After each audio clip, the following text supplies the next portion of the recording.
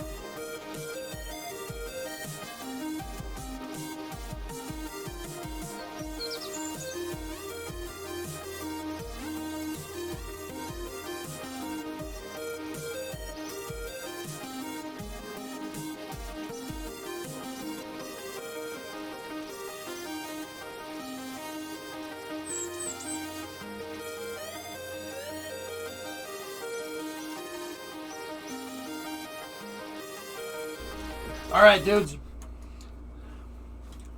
Let's do this. Let's do this, mates. All right, dudes. We made really crazy progress yesterday. Having that all Kerbal stream really pushed us forward a lot. Sup, Das? Oh, all right. Now you get no music. Bruh. Is that an instant button for being... Chilling. Chilling. Discovery, go and Being chilling.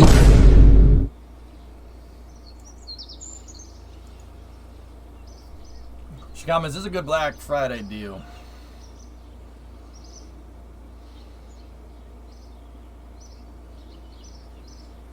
Shikama, sounds okay. Shameless plug, there's a PC parts channel in Discord if you want to ask. Like, there's a channel for computer parts, dude. Also, Bing Chilling.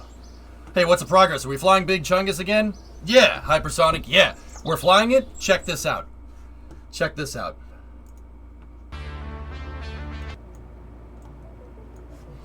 Dude. We were trying to figure out a solution for the payload bay. We got one. Watch this.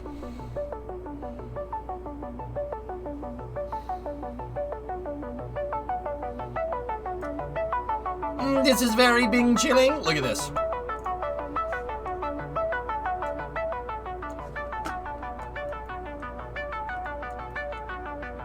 We've made a 3-axis gantry crane.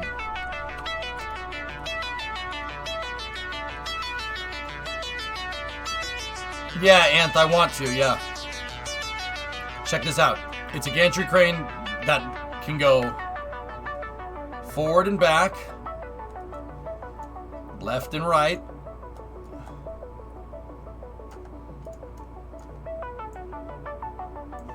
Left and right again. And up and down. Total part count? 350. Oh yeah, not bad. Did you figure out how to stop the gummy struts? The solution, STX, was actually to put another structural fuselage back here and set it to same vessel interaction. I know that some people yesterday said that. They were like, oh, do that. And I wasn't sure if that was going to work. And I ended up busting through a bunch of other ideas, and we came to that one, and it worked great, so we went with it. This gantry crane works really, really well. I wasn't here for space news. Did you see this? That takeoff, though. Oh, that takeoff is very... 冰淇淋 How 冰淇淋 of it. Oh, what a nice plane, dude. Oh.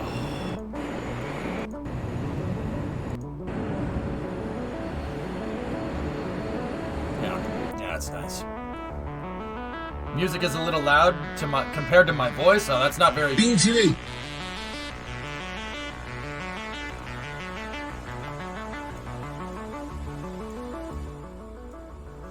Is it 冰淇淋 better? You had to fast forward a bit. Yeah, no, I see it. I see it when it took off, dude.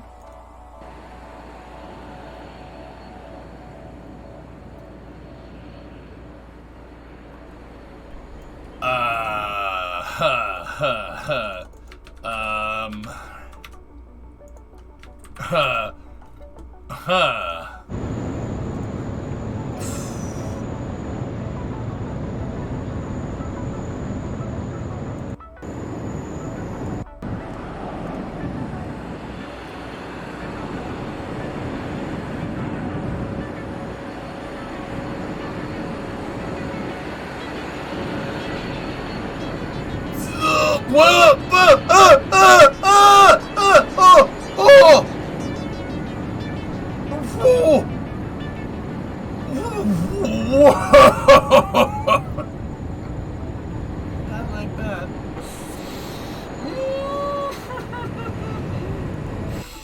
Dude. Alright. Dude, look at it. Look at it compared to the damn street light.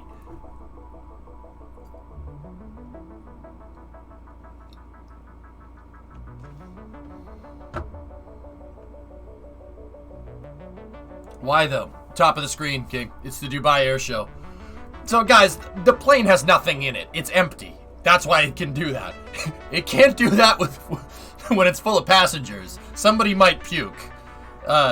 With no cargo, totally unladen, you can fly it like a fighter plane. Yeah, which is pretty cool. Dude, look at the Dude, you gotta be kidding me. That's like 70 degrees AOA. Oh my goodness. Yeah, right, killer? I mean, that's still damn impressive. Like, that's awesome, dude. I'd love to be on it. Can you imagine sitting in the very back of the plane, sitting in the back seat? You like throw a ball up the cabin, it just comes right back at you. It's the Dubai Air Show, man. That's why. That's the, no, we watched it. They live streamed the first flight of this. We saw the first flight of that. They scrubbed it. And then they did a 24-hour scrub with a plane takeoff. Funny story. Those GE90s right there, those two engines make as much thrust as, well, it actually makes more thrust than most rocket engines. Yeah, one of those is about as powerful as a Merlin. Almost as powerful as a Merlin. It's close.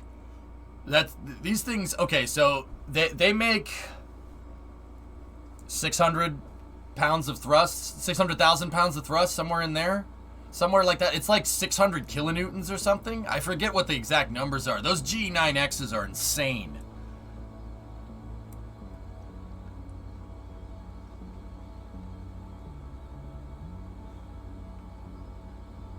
That's so damn cool. What a cool plane. The engines look like they're seated pretty far forward. Gotta keep your center of mass out in front of the center of lift, remember, or else it won't fly. That's pretty cool, Dish. What a takeoff. That's pretty cool. Those engines are the size of a 737 fuselage, or a Falcon 9 core, or an SRB. World's largest all composite wings. G9X, isn't that a home workout program? Yep. Oh, that's cool, Scrode. Awesome. Oh my gosh, EJ. I'm forgetting. I saw some rocket and wanted to talk to you. I need more info. What's up? What's on your mind, the Shakami one? I know, Smurf. The foldable wingtips are so freaking cool, man. Oh, that plane is so trick.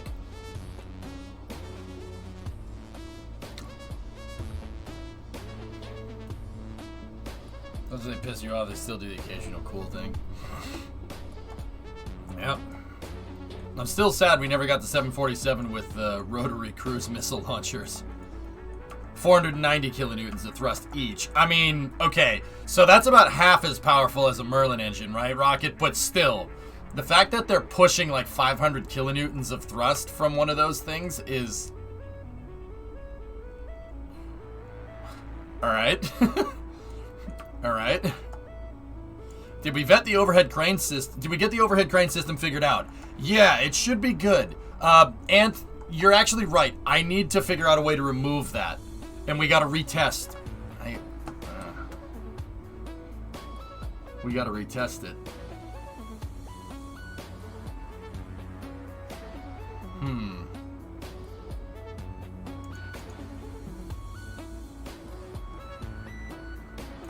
What's that, goalie?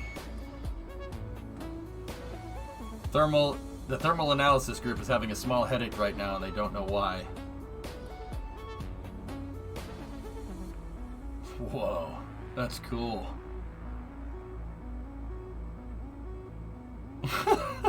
Nice.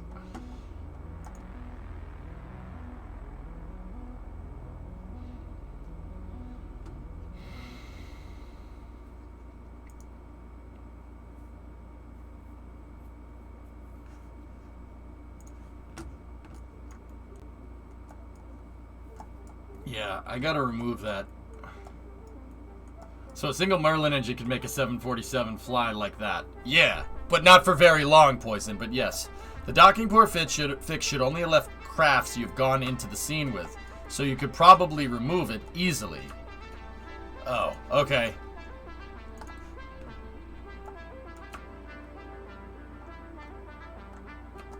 Alright. How do we get rid of this thing, Anth?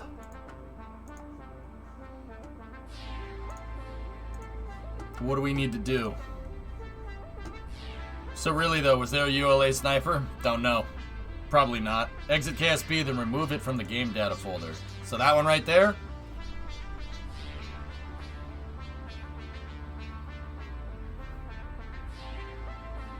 Yeah, goalie, that's not a thermal image. It's an image with an inverted Photoshop color filter on it. Yes, and all mentions of the module manager. Bye-bye. Okie dokie. Now, when you say it only affects craft files you've gone into scene with, does that mean the craft file for the SSTO and the crane are no good? Is that Jarvis on your desktop? No, it's NZXT Cam. Guys, that this picture is just a. It's not a. Okay. Look.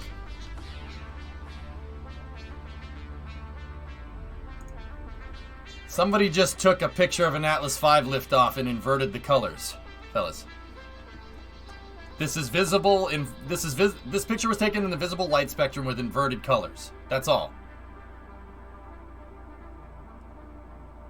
And then Tori Bruno retweeted it as a joke. It's not a real picture, Gully. Just launch at night.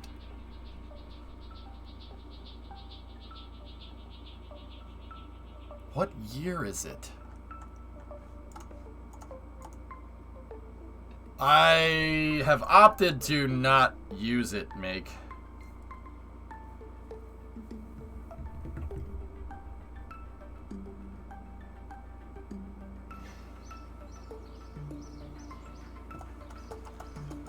Huh.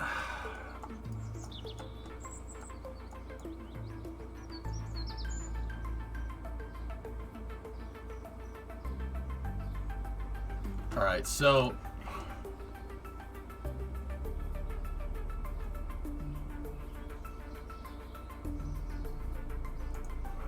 let's check the missions.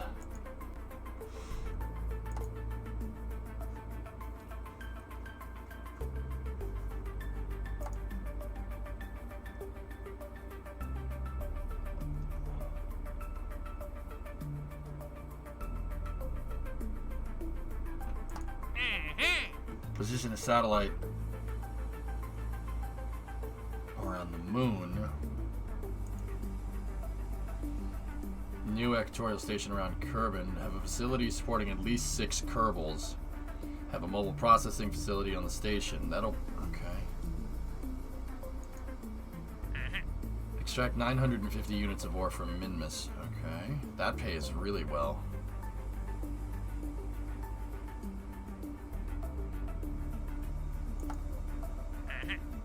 Satellite in equatorial orbit around Kerbin.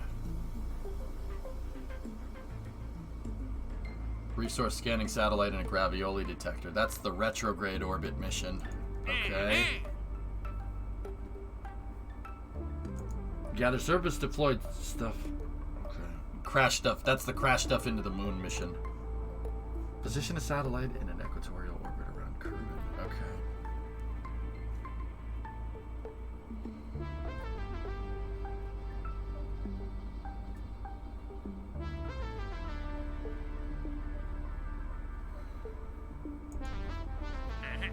Extract 950 units. See, okay, here's what I'm wondering. We took away the docking port stuff, which means I need to do another test. If I do another test, it means that I need to take the crane and put it out again. That test might put us underneath the threshold to be able to launch the SSTO. So I'm kind of like, I don't know if I should do that right now.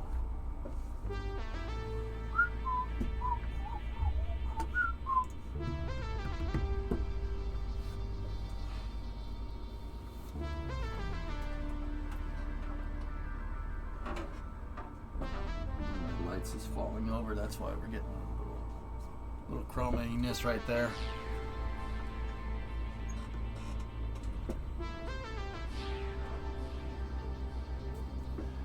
This little fricker right here. Hold on. There we go. It's still there, isn't it? Looking at the code for the docking port fix, there's no reference to the editor at all, so your craft files are definitely not affected. It's only stuff that's in scene. Got it. Alright, so let's take a look at how much the launch pad needs.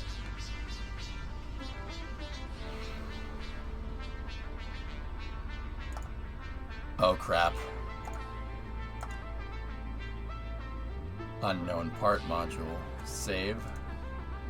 Reload.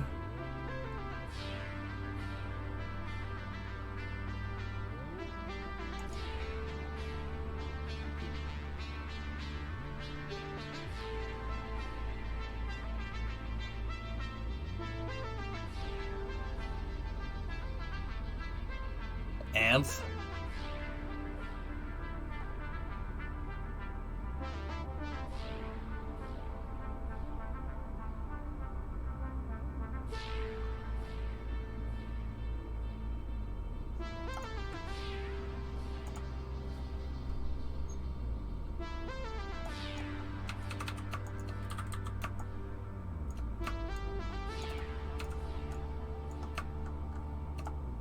I just did, Rocket Guy.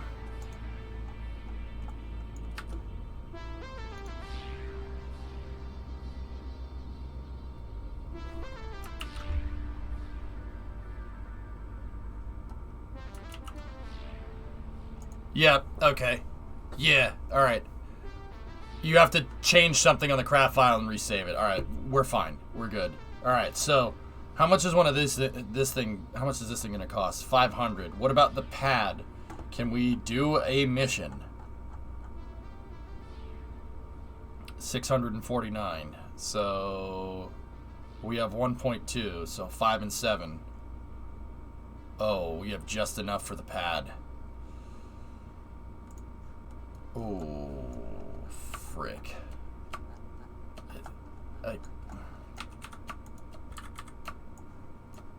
Check out this maneuver and crank up the sound. I wanna play Kerbal, dude. What's up? Let's see. I have no idea. Hey, don't worry about it. It seems to be all right. Let me take a look. That's freaking savage, dude. Crazy that plane can do that, man. That's ridiculous. Nice. Alright,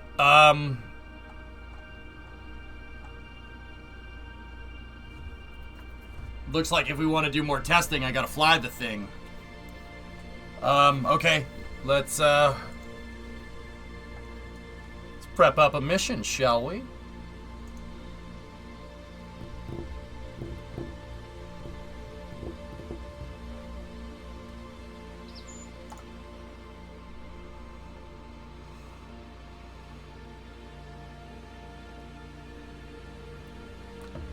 Alright, so we have a bunch of different things that we could do here.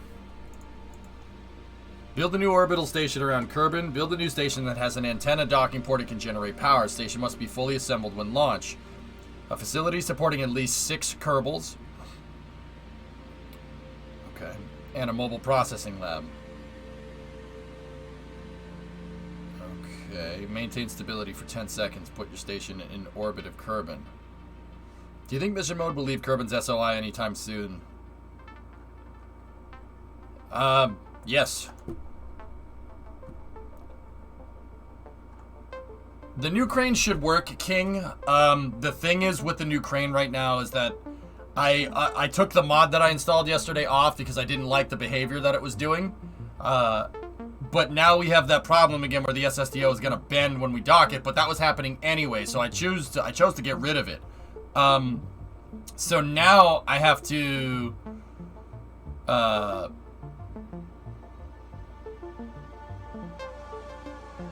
I have to figure out another way to do this. Well, not figure out another way to do this, really. It should work exactly the same.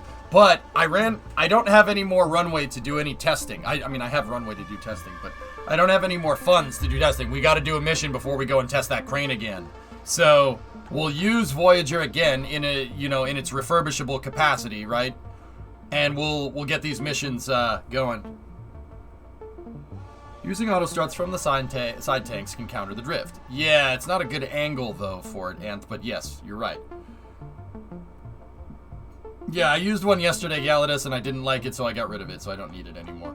So, let's see. Let's go look at those missions. I want to see which ones we could compound together. There's a lot of different missions here, though.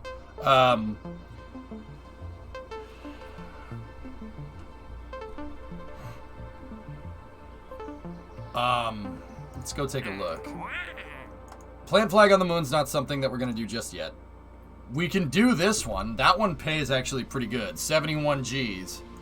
The Minmus one pays really well, though. Extract 950 units of ore from Minmus. And we already have a mining module. I already have one. The question is, can the SSDO be economically viable without chat funding? It costs 100k to send it into space in fuel, S-Master. So, as long as you rideshare missions, you're fine. Just like Falcon 9. Falcon 9 launching one small satellite is not worth it.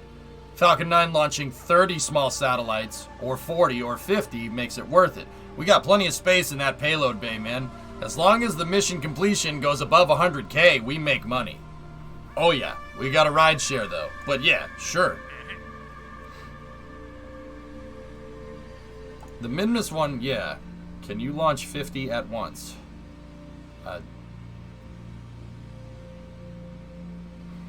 Depends. Depends on the mission.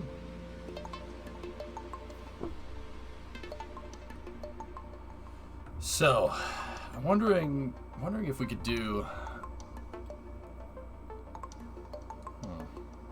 Huh.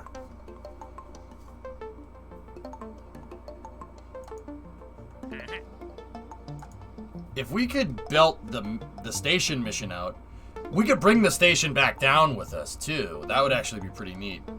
That's still the module I was building worked perfectly on the debut mission. 2 sats and 1 launch. Okay. Good to know, Rocket Guy. All right.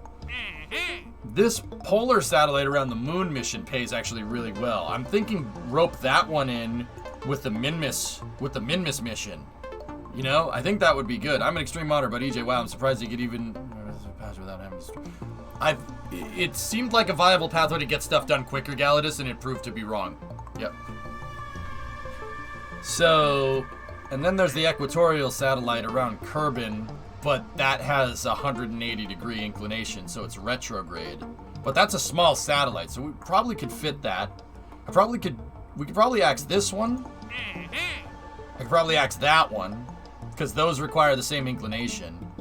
And the orbital station all at the same time. We could probably do 3 missions here. 3 missions which would total, let's see, so 114,695 plus 86,588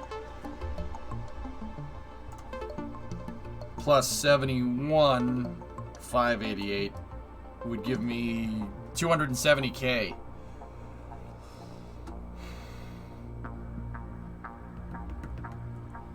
Not to bug EJ, but inside the shuttle.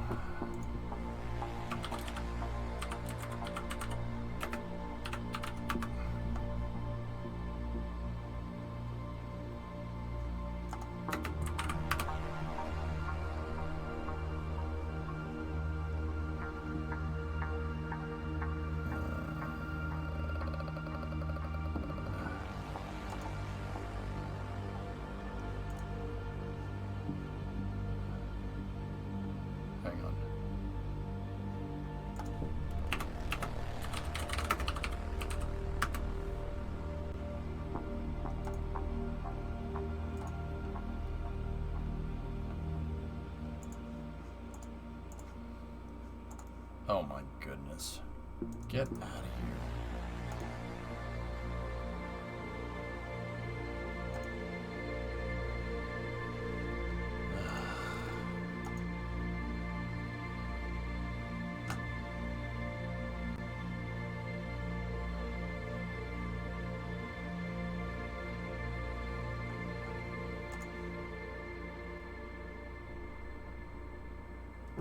Well, guess I can't show you that.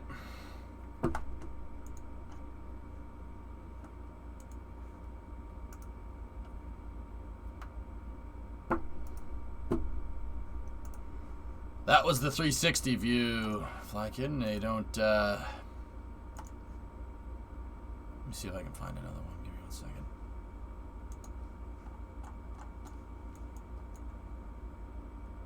Okay, here we go. Here. Alright, so, like, and you wanted to see views from the flight deck of the space shuttle, okay? So here's the flight deck. It's not, yeah, see, it's not a full 360-degree view. That's annoying. It's just a big picture. Here, I'll see if I can find something better.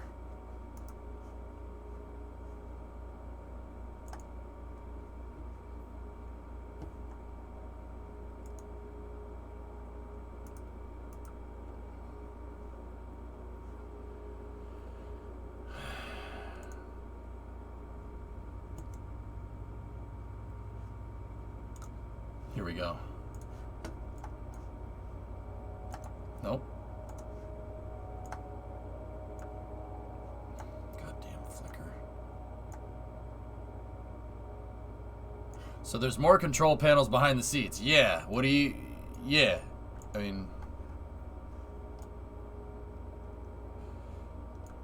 There's a lot of systems to... control on the shuttle. Yeah, see, is there like a flash plugin or something that we could get? Like something...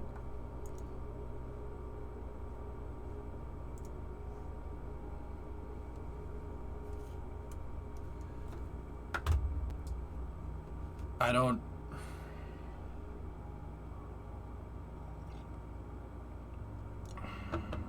Flash, that's long gone. Yeah, I know. Yes, I know. I could tell when I click this and it says end of life. Yeah, I get it. Yeah, maybe using Edge or whatever it's called or something.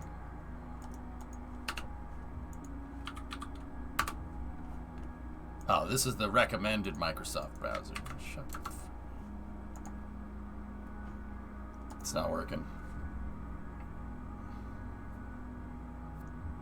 Flash is at end of life. Yep, you guys are so informative. That's not what I asked. Guys, I'm not asking whether Flash is outdated. I know it's outdated. You saw me click on this a second ago and read about the EOL. Like, you guys were here for that. Like, I know. Is there any way we could get this to work? Set your computer clock back to 2020. Use Internet Explorer. It should still work on IE6-10. It's okay. I got what I wanted to see. Behind the seats, that was the big mystery.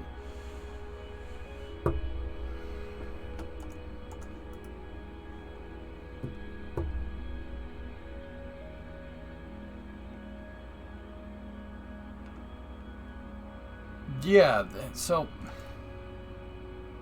these pictures suck. Here, so like all this is like, I forget exactly what all this stuff does, but these are like Payload Bay Controls back here. So these are the lights. So the payload bay has 4 cameras and 4 lights. They're in each corner of the payload bay. There's your camera interface control. That's one of the joysticks for the RMS. The RMS has two joysticks. One is a translate joystick, and the other one is a rotational joystick. There's your translate stick right there. There should be a monitor here that should show your camera view. You can switch between the 4 payload bay views, and then there's 2 cameras on the arm. That's what most of this stuff does up here. Controls look very Apollo-ish. Yeah.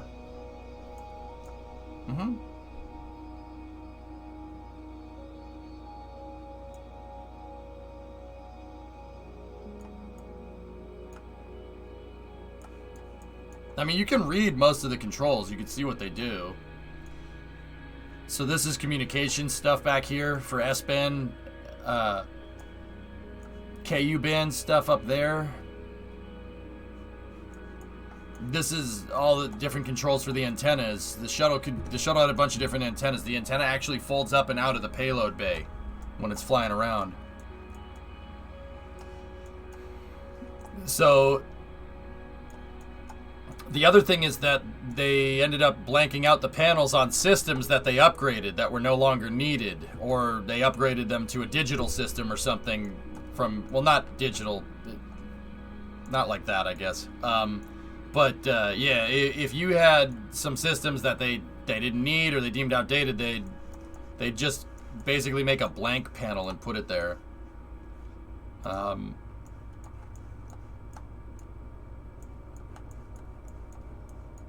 It didn't, S-Master, no. The CSM nose cone pushed all the air coming out of the way, basically. Yeah, see, here's the arm controls. There's your movement rates and effector controls right there. There's the different kinematic controls for the arm. Manual joint controls, lighting controls, joint selector, so you can move different parts of the arm. Canada, there's Canada, the entire Canada. And then a lot of people don't know that the shuttle can carry 2 remote manipulator systems. It could carry 2 robotic arms if it needed to. Here's your controls for each one, and then you have a toggle switch, so you could switch between powering starboard and port side arms. Yeah, that's the entire country of Canada. This is payload bay controls here, payload bay separation systems, and these are camera controls up there. It's pretty dude, it's a pretty awesome piece of kit. There's the ohms heaters right there. I don't know why those are there. Yeah, see, this picture, when this picture was taken, it was in the OPF, so they took a lot of, there's a lot of stuff missing.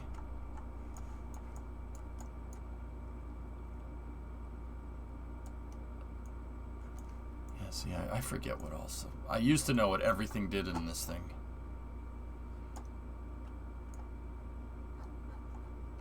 So with 2 arms, I could play ping pong with $1 million satellite. Yep.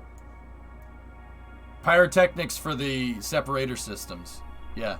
This is all the shuttle controls. There's so like there's avionics based fire suppression. There's your information screen right there, an analog information screen. Over here you have, let's see. These are the coolant loops for your radiator controls. Yeah, climate systems, water pump systems, avionics bays. So this is this would be avionics bay power if I'm remembering right. You have redundant power systems on stuff. Atmospheric pressure control. Over here, an evaporator system. Not sure what that's for. This is coolant systems down here. That's your body flap control right there. Cabin vent systems. So the shuttle had a PFD and an MFD here towards the end of the program. The PFD and the MFD basically replaced the analog systems that are here. The shuttle used to have analog controls right here. They replaced them over time. Did they reset all the switches, or all the switches on Atlantis still in the spot? I'm guessing they're still in the spot when the last time they powered them down. There's your main engine status indicators here. This is all your control systems. There's your APU fuel. Hydraulic power units, so APU fuels, HPUs right there. There's 3-fault redundant auxiliary power units, and then 3-fault redundant hydraulic power units. There's your master warning area right there. There's a bunch of things. Up here is manual. These are manual fuel or manual meters up here for, well, there's like air temp, coolant, cabin pressure. These are cryogenic systems. So there's your fuel cell temperature. There's 3 fuel cells out back too. O2 heater assembly pressure to H2. That might be I don't know if that's like showing external tank fuel pressures. Here's your fuel tanks for the left and right ohms pod, and then the forward RCS. That's your fuel. Keep in mind that the RCS and the OMS were using redundant. They're using differential systems. So the RCS had different fuel tanks than the ohms pods. And then up here, I'm pretty sure it's like an airplane. Your power systems are probably up here.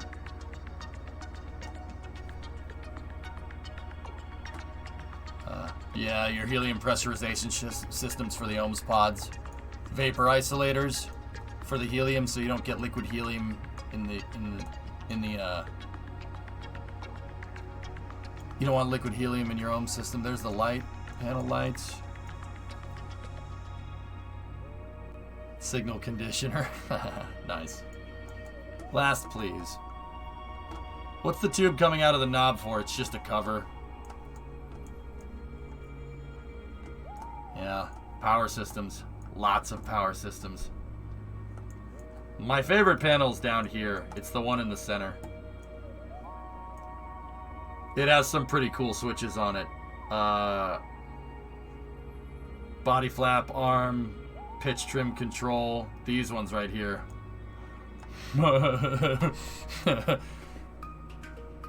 You know, if you have to flip that switch, either one of these, something went very wrong. Yeah, Storm, okay.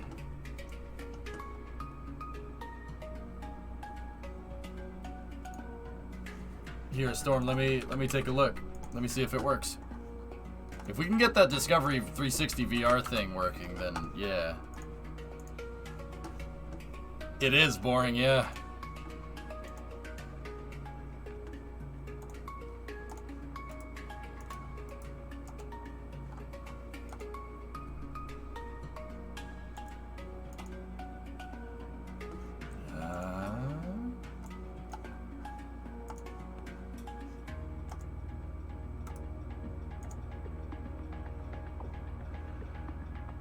Run anyway.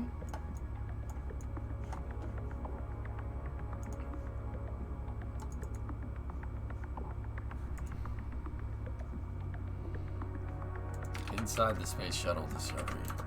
This is, and liftoff. the Space Shuttle Discovery. As much as I'm a nerd, I would panic trying to figure out how to fly that.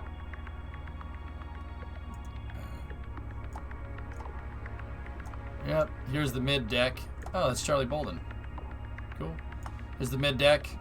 The head is over there behind that person. Toilet's Discovery, right there. Go at throttle up. You have one ladder that goes up to the flight deck, which is above. The ladders obviously wouldn't be there when you're on orbit. This is the way to the airlock and the docking ring back there. This has the airlock installed. If you took the airlock out of the Space Shuttle Payload Bay, there would just be a sealed hatch right there, but the hatch is in the downward position underneath this kind of table-looking thing. Hey, Just Base, it's been a while. Everything's good. These are storage lockers right here. Bedroom. Forward lockers. Over there is the kitchen. And that's the kitchen pantry right there. Lockers have like astronauts' clothes and stuff, personal effects, stuff like that. Behind the lockers is the Avionics Bay. There's 3 of them. There's triple redundant avionics. The shuttle had 4 redundant flight computers on it. It was 4 fault redundant computer. Yeah. And up here is just lights. And then you're looking at the bottom of the flight deck up here.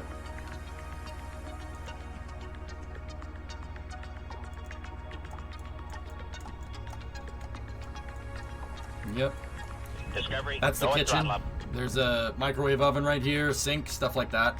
Where's the door? That's the port side egress hatch. There's the way up to the flight deck up there. And it's on both sides, because you got to remember, in space, that doesn't matter. Yeah, bedroom is over here. You tape yourself to the wall, and you're good to go. Thanks, S, for this, by the way. Here's the payload bay.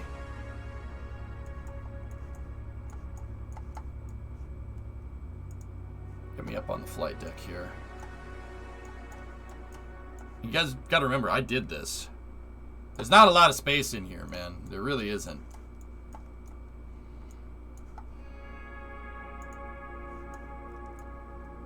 Yeah, there really ain't a lot of space up here. Can we get... Oh.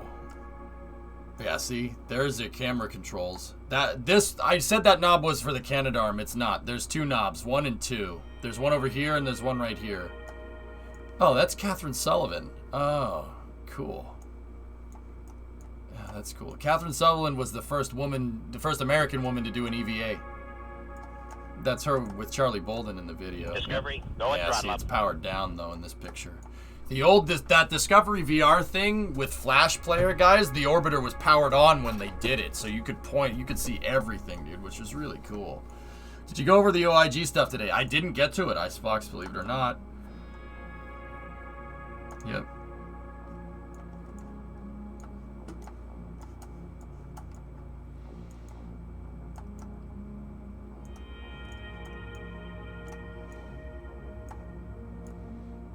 Cool, man. It's such a cool piece of equipment. There's your FMC control right there. It uses FMC. It uses an FMC just like an airplane. It's close. You can see it powered on in this link.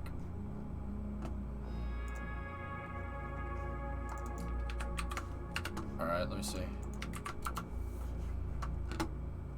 We got to get back into KSP. Well, Bandit, how many switches do you need? It's complicated. It's a complicated...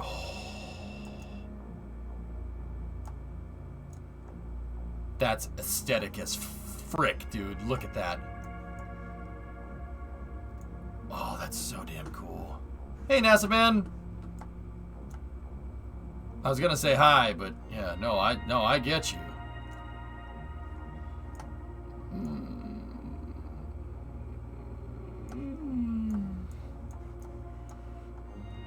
Oh, it's so goddamn cool. Yeah, see, docking systems power. The shuttle could tap into power to stuff that it docks to, if it needs to. So I'm curious, where in the flight deck was the camera on the shuttle that had an accident?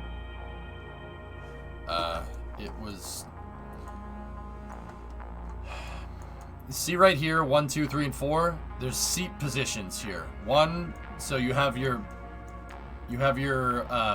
commander in the left seat, pilot in the right seat, and you have spots for 2 seats right here, 1 and 2. You can get 4 people on the flight deck, 3 people on the mid deck, or you could put 3 people up here, 4 people down there, or you could get 2 people up there, 5 people down on the mid deck, depending on what you were doing. That shot was taken by the person that was sitting in the number 4 seat.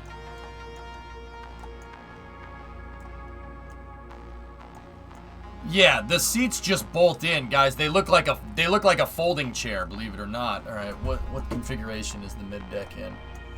Yep. Okay, so you have a redundant control panel down here, so you can control the power systems, amongst other things. You can control some of the power systems, some of the systems from the flight deck. You can control it down here. That right there is your kitchen. Seriously, kitchen, shower, bathroom. Not the bathroom. That's the kitchen and the shower. There's the oven. Literally, it's an oven. It's pretty straightforward stuff. There's your pantry right here. The head is over there with a privacy curtain, obviously. Actually, it has a door. Like the door can open. No. What did it do? I think it slides, but I forget. Fire extinguisher. Yeah. And then, oh, see here, the airlock is closed in this picture. Yep, there are your seats right there. And a lot of people don't know. Yeah, see, the seats can they just unbolt. They're folding chairs. And then a lot of people don't know the shuttle has a 3rd deck. There's the 3rd deck, which is down here. It has the water tanks and stuff. Yep, there they are. See? Yep, 3rd deck has the water tanks. A lot of the wiring is down here. I'm not sure exactly what that is. I think it has something to do with plumbing. I don't know. I forget. The shuttle's a beast, man. It was, I'm telling you, it's one of the chattiest spacecraft of all time. Like, this thing, sorry, like, I love Dragon. I friggin' love it. Dragon is so ridiculously cool. But it ain't this.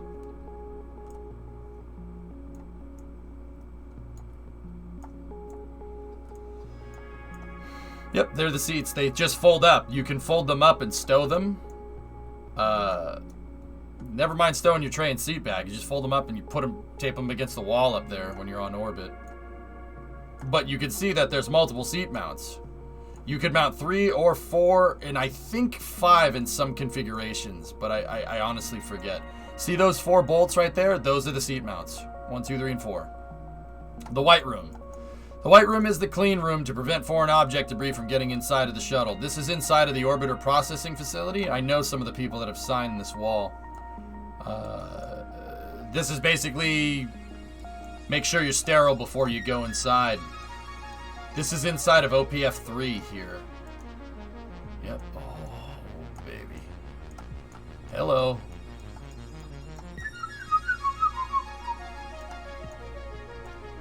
Yep. This is the C-3PF nowadays, guys. This is where Starliner is made. Literally right where this camera is. Yep. See? It's using Michelin tires. She got Michelin's on it.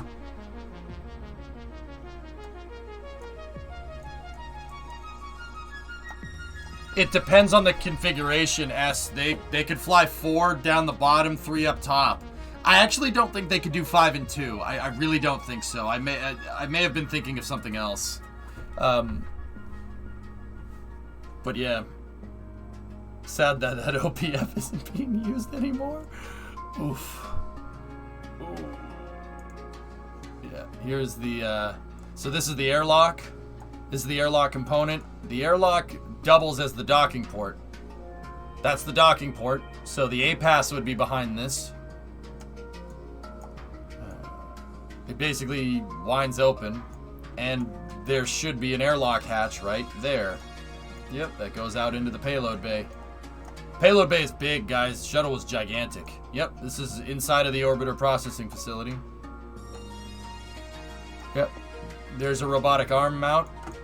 There's a active latch, passive latch right there. So that's one that'll open, and this is one that'll stay shut. There's 2 different types, and the payload bay is entirely configurable. You could move these latches between the bulkheads. See the mount points? 1 and 2? You could move them anywhere. 1, 2, 3. You could reconfigure the payload bay for whatever. You could put a swimming pool in here if you really wanted to. It wouldn't work very well in space. Even the airlock module. The airlock module was configurable in the docking port. If the shuttle was going up on a mission, and that mission wasn't going to the station, you don't need the airlock. Why do you need that? You don't need a robotic arm either. Now, these gray panels right here, they wouldn't be there. Those are just so you can walk in and stuff. Can we go to the ISS in this? This is configured with the airlock, yeah. And the airlock is mounted on passive latches. It's mounted on... There's a passive latch over here. It's mounted on a passive latching system, which is that thing right there. What's underneath all the white, soft-looking bags? So this is thermal insulation here. What's beneath it? Wiring. Wiring, plumbing. The COPVs for the life support systems are underneath here. There's a bunch of stuff. Yeah, there's a bunch of stuff all over the place. Mostly wiring, though. Yeah, the life support, like I said, life support system, the tanks for the life support systems aren't near the pressure vessel. You don't want those near them. So like the oxygen stuff, oxygen tanks here, and all the wiring associated with the shuttle, hydraulic systems for the landing gear and the surfaces, the control surfaces, actuator systems for the payload bay. I think the batteries are down here too. The auxiliary power units are up against the aft payload wall. They're on the other side of this. And then there's 3 hydraulic power units on each, like 1, 2, and 3 right there. And then there's 3 APUs down there as well. Triple redundancy, just in case. That's a robotic arm mount, this thing right here. Keep in mind the robotic arms, they're on the sides of the payload bay walls. But they actually, when the payload bay is stowed, they fold in like this. So you open up the payload bay doors and then the arms actually move out so the arm can reach into the payload bay and pull things out. Yeah, I've studied how this all works for very long periods of time. Here's the airlock control. You have your pressure equalization right there. And then the valves associated with depressing and repressing the airlock. Anybody notice something about this?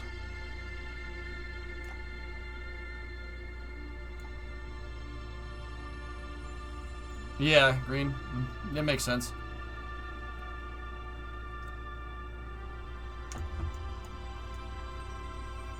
It's upside down. Why? Why are the 2 pressurization systems upside down?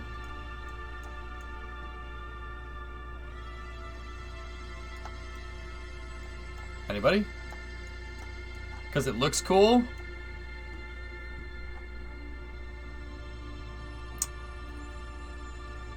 Well, when you're carrying the extravehicular mobility unit, the EVMUs, they take up a lot of space.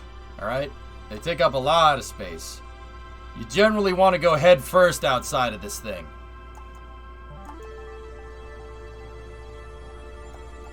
You generally want to go head first. You don't want to go feet first, right? So they're in the lock upside down relative to the shuttle. And then when you go back into the airlock feet first. But that's just on the shuttle's airlock. You could sometimes you go feet first. So like if this is feet, right? They could be like this.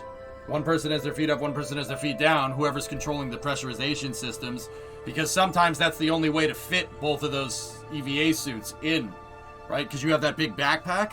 They're like this. Inside of the airlock. They do that on the Quest airlock nowadays. Up on the space station. But yeah, they're upside down because whoever's doing the depressurization and repressurization would go out the airlock head first.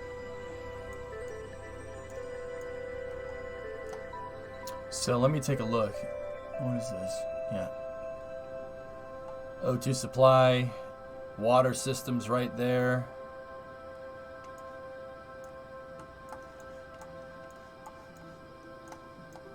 I'm wondering what that drain pipe looking thing is. It's got to be HVAC now that I'm looking at it. What's over here? That panel was blocked off, whatever it is. Oh, there's the suit chargers. There's the suit battery chargers right there. Suit battery charger. You definitely want to make sure that your suit has some battery power. So the pressurization controls are over here, and electrical controls are over here. They keep them separated. Probably a good idea. Yeah, that's pretty much it. Like, I mean, up here, that's radio. That's a radio control, so you could talk to mission control inside of the mid deck. So that's like microphones and stuff. Gotta keep them separated. Yep. And these are just storage lockers. So you'd put food, clothes, whatever, in there. It's pretty straightforward stuff. Like, guys. See, here's the thing. The shuttle looks complicated. And it is. It is a complicated system. But, like, you don't need to know that much about this to know what all this stuff does. Most of it is pretty straightforward stuff. It's just making sure you screw with it at the right time. That's all. That's what makes it complicated. Most of this stuff is pretty straightforward to understand. Did the shuttle have a pre-breathe panel built in? I know they would do pre-breathing to match the suit atmosphere a few hours before EVA. It's possible.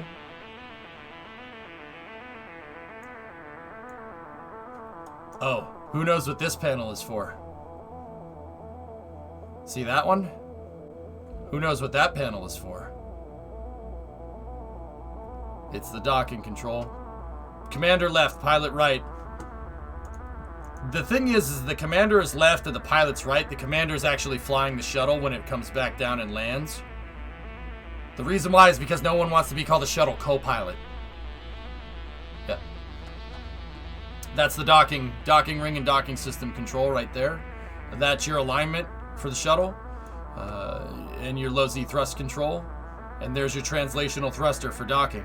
That thing goes forward, back, up, down, left, and right, because the shuttle doesn't need to rotate when it's on its final docking maneuver.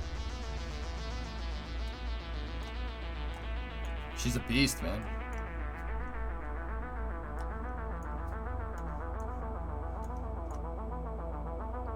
It's an absolute unit. Absolute friggin' unit of a spacecraft. It's amazing. It's amazing what this thing could do. Monitor controls. I love how it still says CRT 1, 2, and 3. There used to be 3 screens here, right? There was one there, there was one there, and there was one there, and it still has the CRT control panel in there, even though it's using a glass cockpit. That's funny as hell. Yep, there's your body flap control right there. Rudder. Obviously the flight stick. Rudder, speed brake controls are down there. Yep.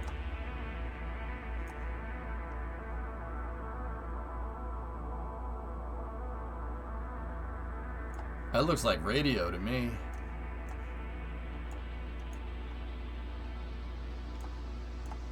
Yeah, dude, she's a beast, man. The thing is a monster. It's a monster of a spacecraft. Sorry, we looking at this, but yeah, I gotta play some KSP here. That SRB separation switch is a little too real for me. That's my favorite control panel right here. Bro, yo, if you have to flip that thing, you know the poops hit the fan, man. There's the manual main engine shutdown control. If you have to override it, I'm pretty sure those switches never got flipped for the entirety of the shuttle program. Trim controls right there. I forget what else. Oh, manual RCS control right there. Cool. Yeah, I'm pretty sure these ones never got hit throughout the entire program right there. Still more room than a 7.3 cockpit. Yep. Yeah, no, like I said, all this stuff is pretty straightforward. If you know a little bit about the shuttle, it's pretty straightforward stuff. It's not very... Like, I'm not going to sit here and tell you that it's not complicated. It is complicated, but it's not...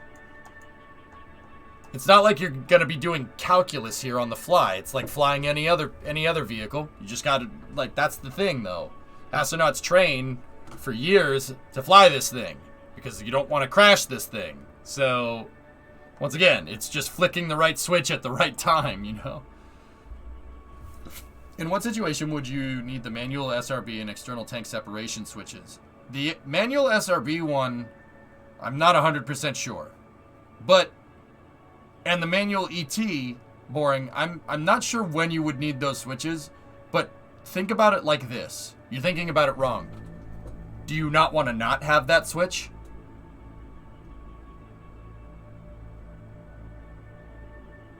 Am I right?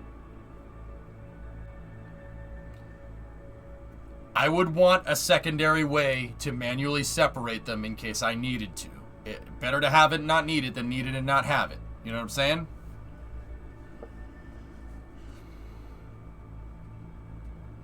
Hey, I found some fun news. Nothing groundbreaking, but you should check your DMs. You should check your last. You should check your last. You should check your last. So after being in space for a few days, how did the crew get out of the shuttle when they land? Wouldn't it be difficult to climb down those floor holes in gravity? No. Not really. Just do it carefully.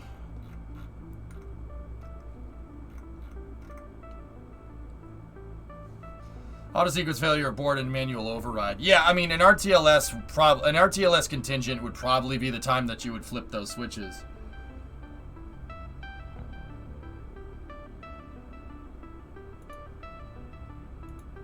Oh, well, Vulcan, that doesn't suck. That's pretty cool. But yeah, guys, that's the shuttle. Absolute monster of a vehicle. It's so damn cool.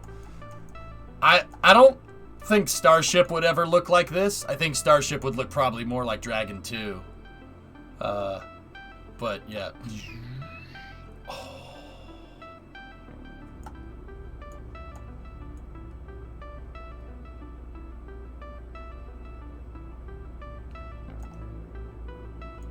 And then you have a heads-up display like a fighter cockpit there, too. And then there's your MET right there.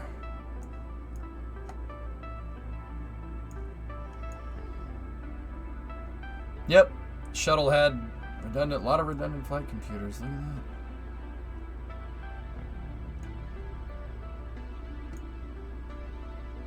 I said 3 redundant flight computers before. That's not right. It's 4 redundant flight computers. It's quadruple redundant with a 5th backup. Sorry, I said that wrong. There's 3 redundant avionics bays. Excuse me.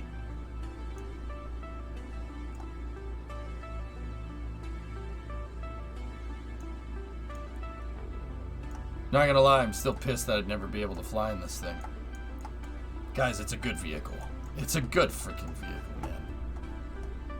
Bullcrap is what killed the shuttle. Discovery, it's a good piece of equipment. I will die on that damn hill. Something like that, Tessa. Yeah, hey, Giuseppe, 2 months. Not in a row, though. Yeah, it doesn't matter. That's all good. KSP graphics got a lot better, that's right. What were we doing? We needed to do a mission, huh? I'm guessing it'll be Falcon-derived boring, right? Like, it's probably going to be a little bit more upgraded, though, right? And a space shuttle could potentially carry 2 Soyuz to orbit. Yeah, I think it's superior. Thanks for the trip down shuttle memory lane. Beast is still a beauty. It's an awesome piece of equipment. We never should have got rid of it until we had a replacement. I mean, like, guys, I showed this docking footage before, but just peep it. Peep it one more time here. Like,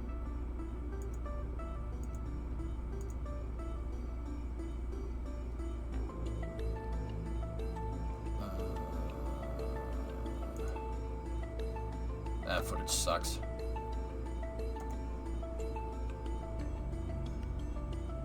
Alright, here. Look at this. Alright, so see this footage right here? See that? You see the tin can?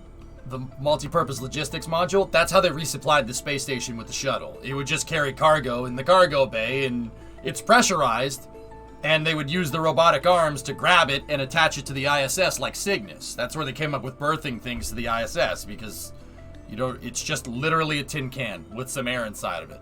And they would plug it into the ISS, and that's it. And you could load and unload cargo. And then when the shuttle went home, they take it back, they put it inside the payload bay, brought it back down, right? You see that tin can? That's the size of Dragon. Dragon and its trunk. Yeah. Why'd they get rid of the shuttles? Because they were trying to replace it with Constellation. That's the size of Dragon in its trunk, guys. Give or take. Dragon might be a teeny weeny bit longer, but that's about the size. That blows my mind. That's ridiculous. Dragon could literally fit inside of this thing, no problem. Did they ever fly missions purely for resupply? Their STS-135 was a resupply mission. Yeah, the last shuttle mission was just a straight resupply. And then they left the tin can up there. Does Doodles. They left it up there. It's the permanent multi-purpose module now. Yeah. One of the shuttle modules, the shuttle shipping container, they left it there. How many missions did that space shuttle have?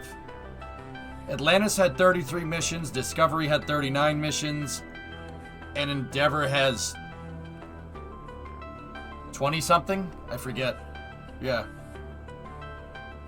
But see, here's the thing about the shuttle, Does Doodles. You could bring up modules, resupply, and rotate crew off the space station in one shot. 25. Thank you, NASA-man. Columbia had 33 when we lost it, and Challenger had 10, if I'm remembering right. Yeah, Challenger 10 flights. It was the 25th shuttle mission. And Columbia, I forget which one it was. Yeah. See? Sawyer, I'm remembering, dude. But yeah. Shuttle was a monster. He's a monster of a vehicle. Like, Does Doodles, people keep talking about cost. I mean, cost, the shuttle's too expensive. It's $400 million. After the program concluded, they averaged out that, average shuttle launch was about $400 million. I mean, it's $400 million. You get your upper stage engines back, and you get your first stage engines back. And you can do what basically two Falcon Heavies, well, not two Falcon Heavies, you could basically do what a Falcon Heavy and a Dragon with Falcon 9 on it can do. And more, because you can bring stuff down on top of that. I'll always maintain this, guys. For the capability, you can't beat the shuttle. For $400 million, you get 25 metric tons into space, which is as much as a Delta IV Heavy. You get 7 people. You can dock to a station, you can build a station, and it has 12-ton down mass capability. So you could bring stuff back down with you. You get your upper stage engines back, and you get your first stage engines back. For $400 million? Bro, why did we stop flying this? Why did we stop doing that? You can fix satellites on orbit. You can grapple satellites. You can bring satellites back down.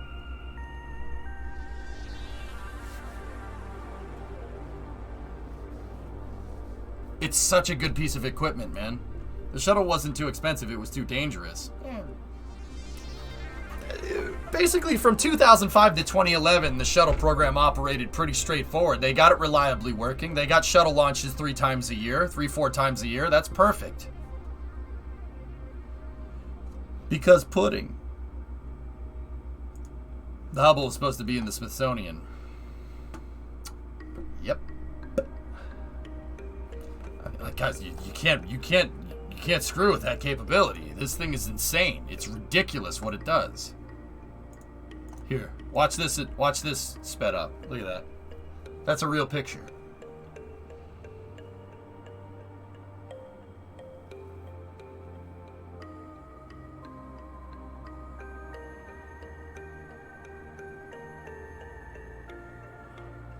That's right, Tessa. see the antenna? See the antenna? The antenna folds once the payload bay doors are open. The S-band antenna folds out. It folds up, and then it folds out. And then it's directional on top of that. It can move in different directions. See that? See it by the front of the payload bay door?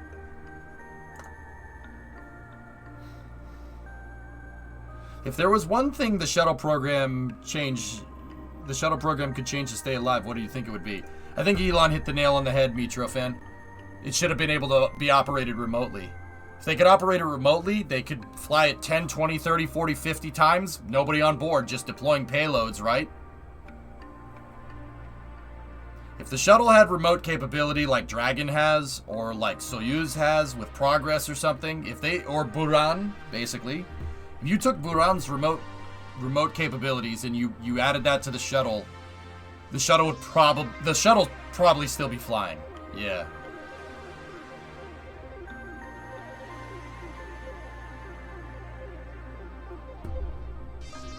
Why do you think they never did what Buran did? Strange that NASA didn't pursue that. Because Buran's design is from the early 80s. The shuttle's design is from the early 70s. Little bit of a technology gap. Pretty much immolated, yeah. The X-37B shows what the shuttle program could have been. You never heard of this thing shedding tiles? Huh? That thing never shed tiles. Never had a problem with it.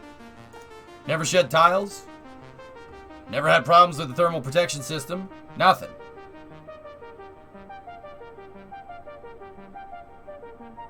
Sorry for the tangent. Don't do it again.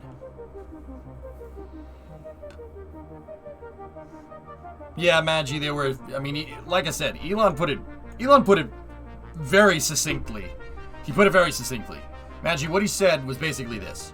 They knew they should have operated the shuttle remotely, and they were too afraid to change anything once they figured out that it was dangerous, like because they didn't prototype it good enough. The entirety of the shuttle program, and for all of its problems, it goes back to one thing. You underfunded it during development. It was underfunded during development, man. It's that simple. You want to underfund something when it's being engineered, you're not gonna get good enough testing, and that means you're gonna have teething problems during operational missions. This is not rocket science, man.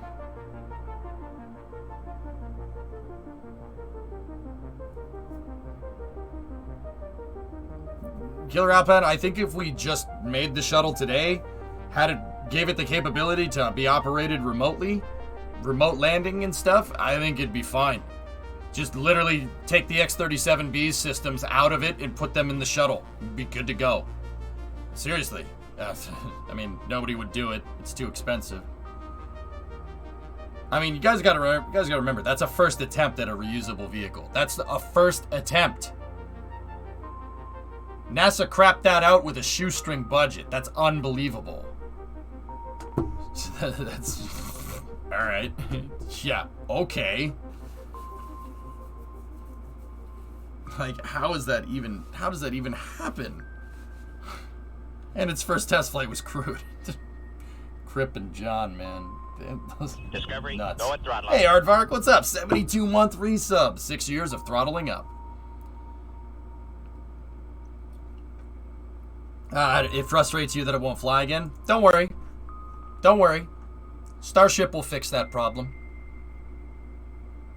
Guys, I've often talked about it, okay? What I've talked about is that Starship will vindicate my shuttle.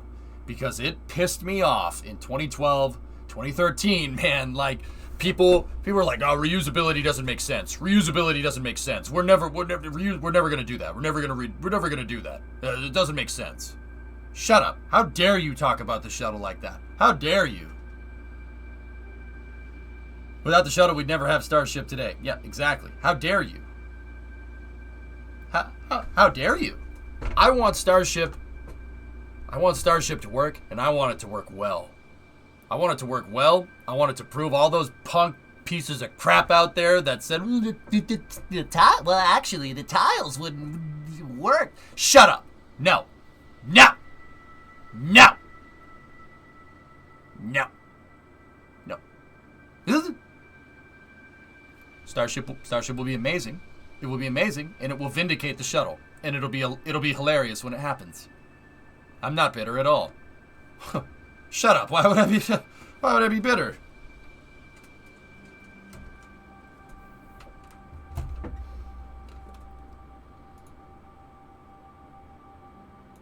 How dare you? How dare you?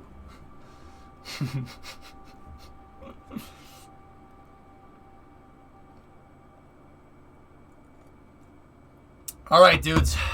Let's see. 9:20. We got plenty of time. Could Starship survive a foam strike? Foam strike? From what?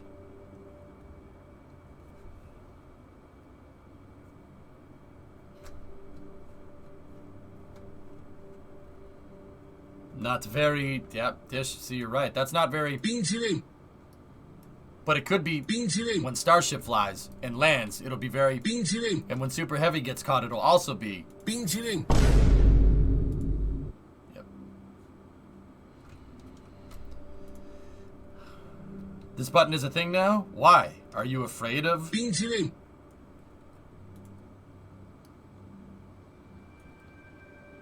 What is that from? I don't know. But I suddenly want to. 冰淇淋， What is that saying? It's saying. 冰淇淋， How could that possibly be misconstrued?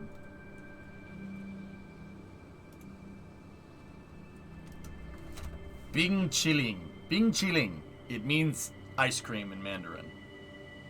I'm so confused, Mr. Krabs. Yeah, well, guess what? 冰淇淋， Alright. I hear bean chili. Alright.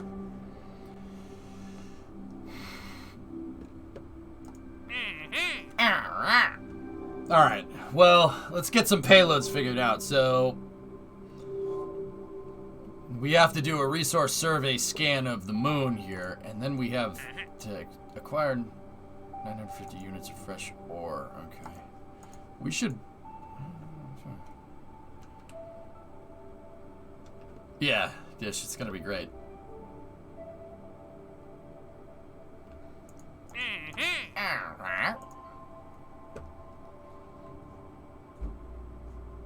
I'm trying to think what would be... Position satellite, equatorial, around curve, and that retrograde satellite, man. And then we got the station, so...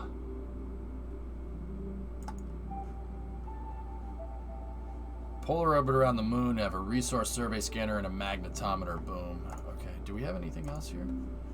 Oh, science data from space around Kerbin. That would be so easy to grab right now. And I could use the funds so we could do testing, but...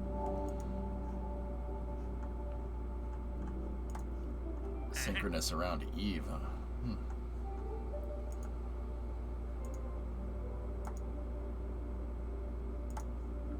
Alright. Let's look at the 950 units of Minmus. I have my...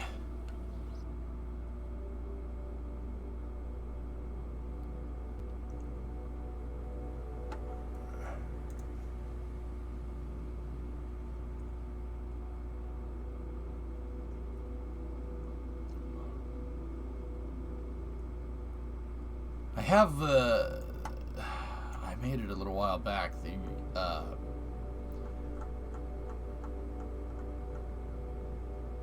Where is it? Where is it? The tanker, the ore device. Where the heck is it? Oh, I do a heck. Construction module prototype. Oh, that's the Constitution module. Yeah, that's up at the space station.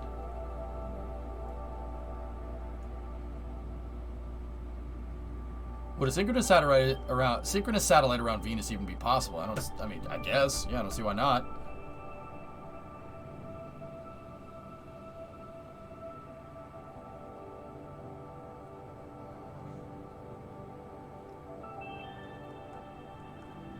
I made a mining module, and I'm not sure what I named it. And I don't think I named it mining module either, so I'm gonna just take a look here. I don't remember what I named the stupid thing. So the search bar ain't gonna do me no good right here. Ain't gonna do me no good, boy. Was it named Prospector?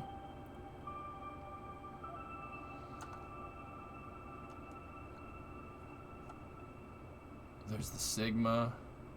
Hex node. Project Mint. We ended up not using that. Lunar descent stage. There's the RDM. I ended up never using that. Mark 5 sat. There's the mission extension vehicle. Should have named it Puddin'. That's right.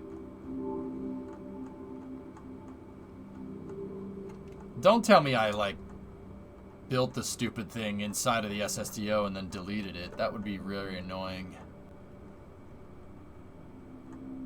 There's the jet truck payload module there. There's the tug. Payload transfer vehicle.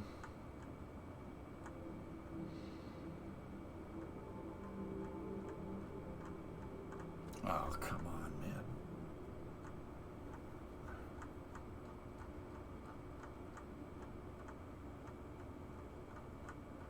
I didn't give it enough pudding.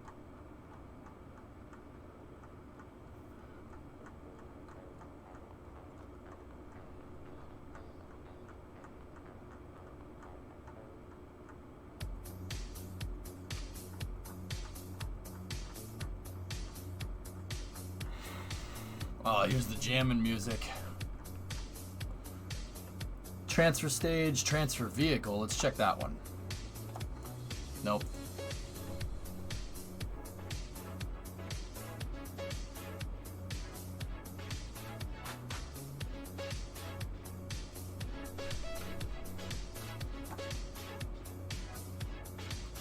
Lander prototype 2.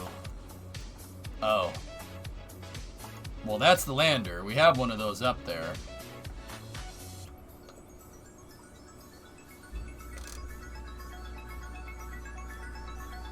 Anything is possible with the appropriate budget.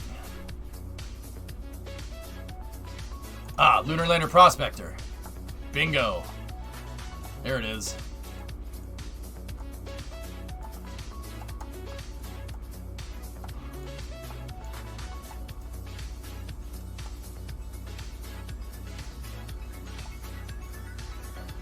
Jeez. This thing is aggressive, man. Because I remember this thing was designed to lift off like a lot. Remember? This thing was designed to lift off a ton of fuel from the frickin', or a ton of ore from the moon. We might just be able to use this thing straight up. Hold on.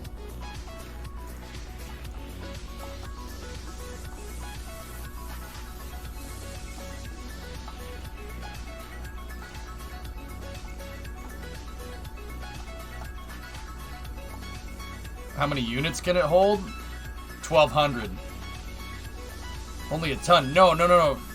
Well, what do you mean? Wait, what do you mean, Wimpy? Shut up. You be quiet.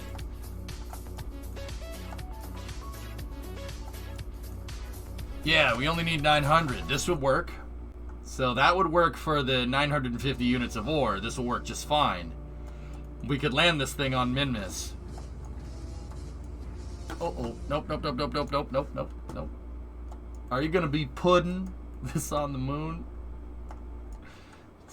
Don't you stop. I know what you're doing right now. Stop that.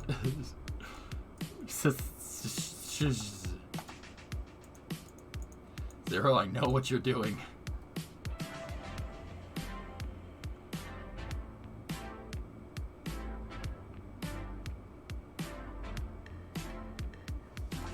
Not with the playlist that I'm using. I'll just, yeah, it's no problem. Can we add, so we need a resource survey scanner. We have that. Here, hold on. The Lunar Prospector doesn't need this. This was part of a different mission, so get rid of that. We don't need that. I don't know why this thing isn't giving me the Delta V readings correctly. Let's switch it to there and see.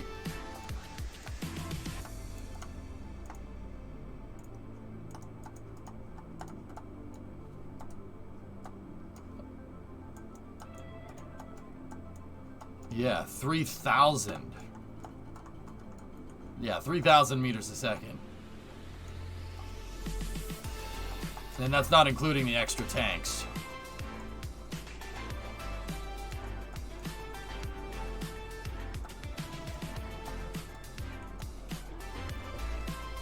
How much space does this take up in the payload bay, though? Okay. And so that would suffice for the 950 units of ore.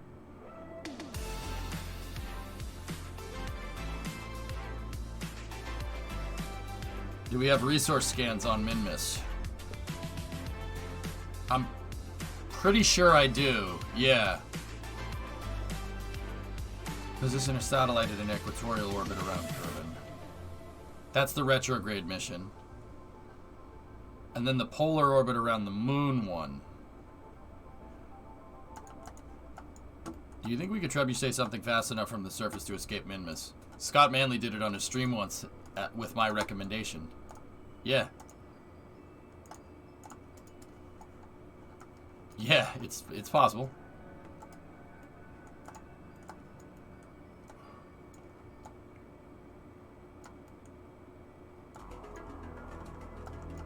I hope we can deep throttle that. Yeah, should be able to deep throttle that. That's free Delta V for the taking mission mode, man. Yeah, it's Minmus though. You could sneeze and get into orbit, man. What are you talking about? Discovery, go and throttle up.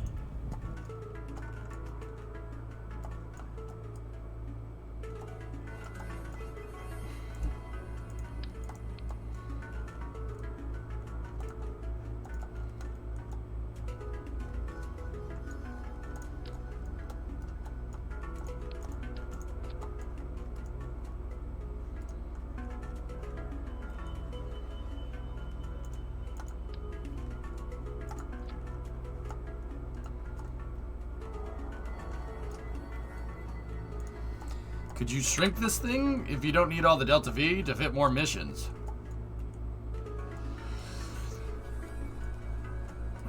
Yeah, we could reconfigure it around, or we could just launch it.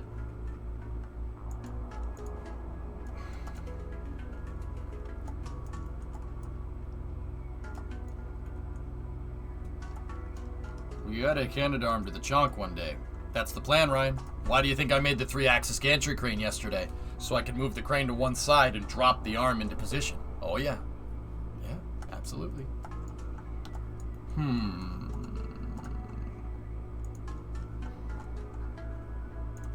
Okay, so we found that. Let's back this out a little bit.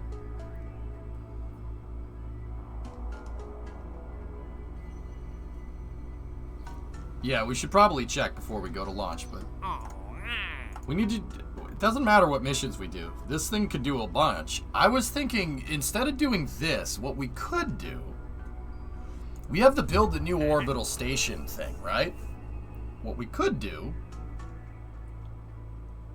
Ooh. Oh, I got a really cheesy idea.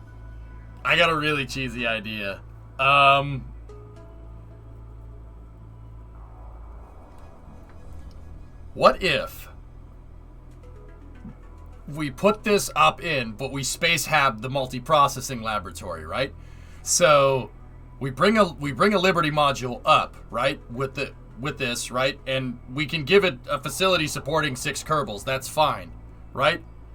And we bring it up there and we load the science into the science laboratory when it's on orbit. And then we bring it back down. We bring the science laboratory back down, we pluck it out, and we put it on a truck, and we just drive it out there so we can get free science. It's actually not a bad idea. We should do that. Oh, that's so cheesy. Oh, it's so cringe, but that would be funny. That would be funny. And we could test out the crane. We could test out the crane when we do it, and we get a ton of science from it. It's actually not a bad idea. That ain't a bad way to do that. And then we could pluck it out using our payload bay crane. It's not a bad way to do things. Okay. So we could do that one. So we need a facility supporting at least 6 Kerbals. The Liberty module, I think, can support 1, 2, 3, 4, 5. Ooh, okay.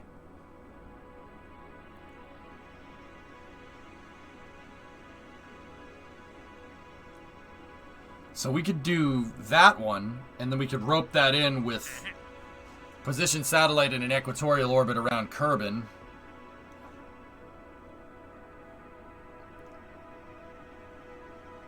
Of course, T-Man. And we could do this one too. We could go 1, 2, and 3 right there, and that would give us. That's what I was doing. And then the next mission, I can get more, and then we could add this to this, and we could make some good profit. Yeah, I think we should do that. Let me go look at the Liberty modules and see if we can modify one to make it Space Hab.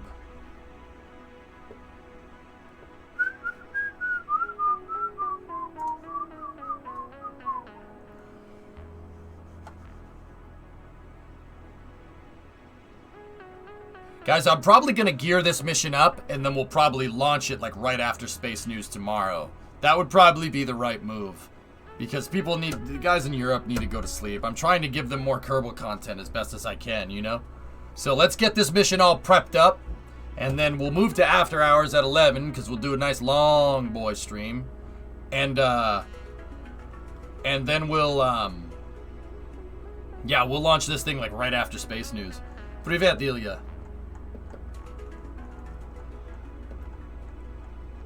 So what's for After Hours tonight? I don't know. I was gonna play more Satisfactory, I think, dude. I want to grind out that tier. I want to grind out tier 7 and 8, dude. So I think I'm gonna play more Satisfactory. And then I think tomorrow I'll do another long stream, and tomorrow we'll play Summer Car for After Hours after we do the mission. Sound like a plan?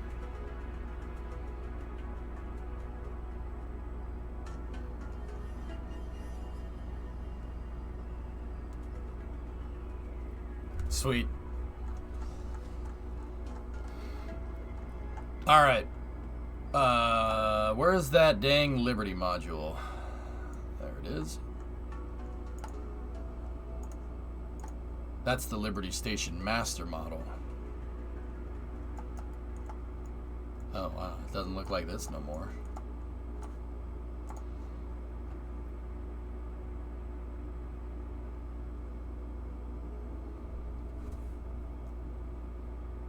Такое? Не такое? Погнали.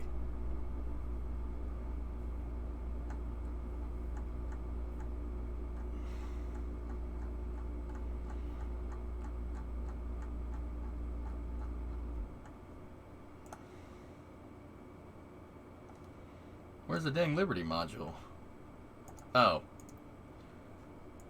Station Science Prototype. Really? I never modified it after this? Okay. Liberty Module Master.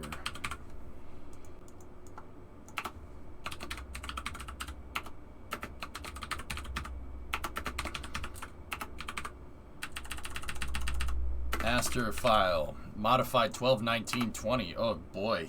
11/16/21. Yikes. Okay, so let's get the payload truck off there. Get that off of there. Let's go in here like this.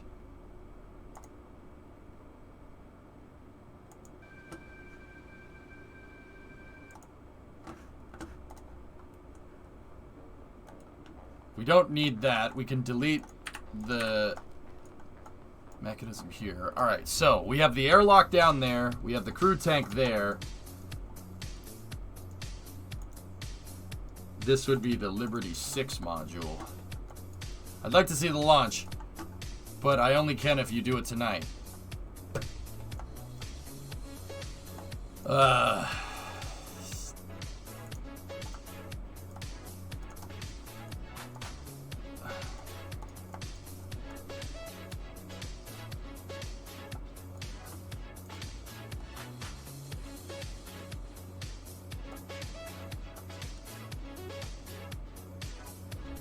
Where's your SSTO?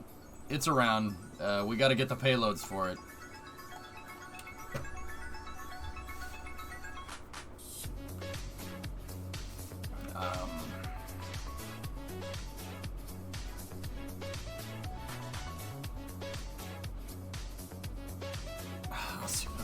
I can do. No guarantees. Because I gotta design the payload adapter for this damn thing. And, okay, so let's get to it then.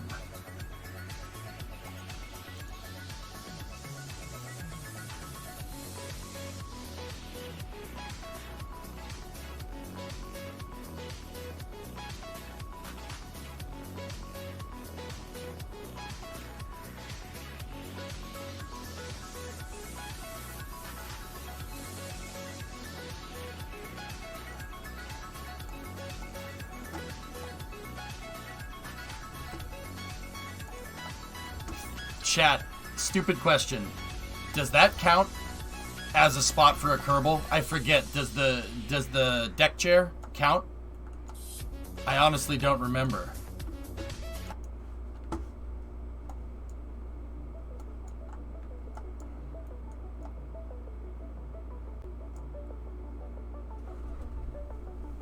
Cheating?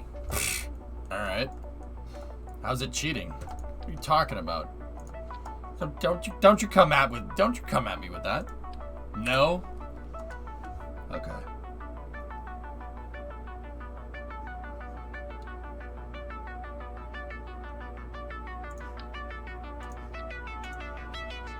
One, two, three, four, five, six. I think it does, dude.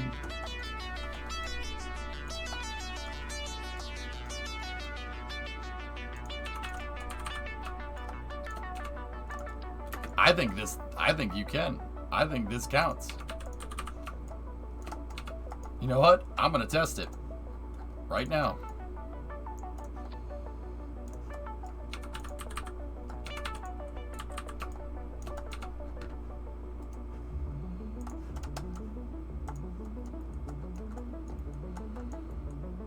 We don't have to put 6 Kerbals on it, guys. The criteria is just have a facility supporting 6 Kerbals. I'm literally just gonna put this in the payload bay and just make a system.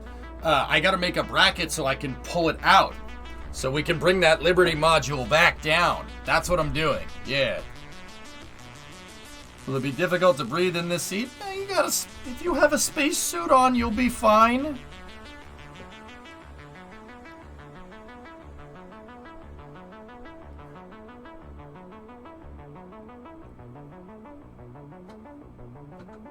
We're doing payload. Yep, payload closeout, pretty much.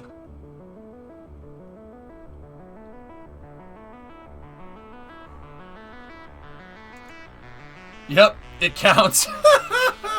It counts. That counts, man. It gave us the mission criteria for it, so that's good to know. Cheating! Alright, fine. Jeez.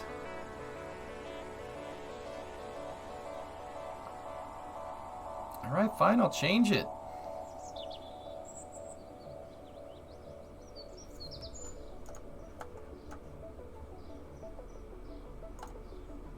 What are you testing? In that case, just make a pallet full of seats.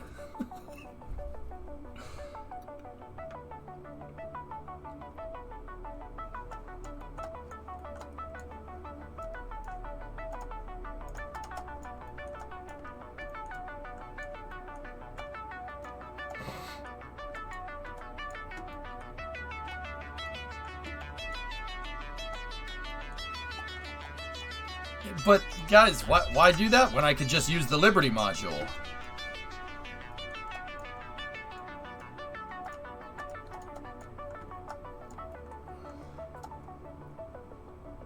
I mean, we do need to make some modifications to this thing anyway. The modifications need to be...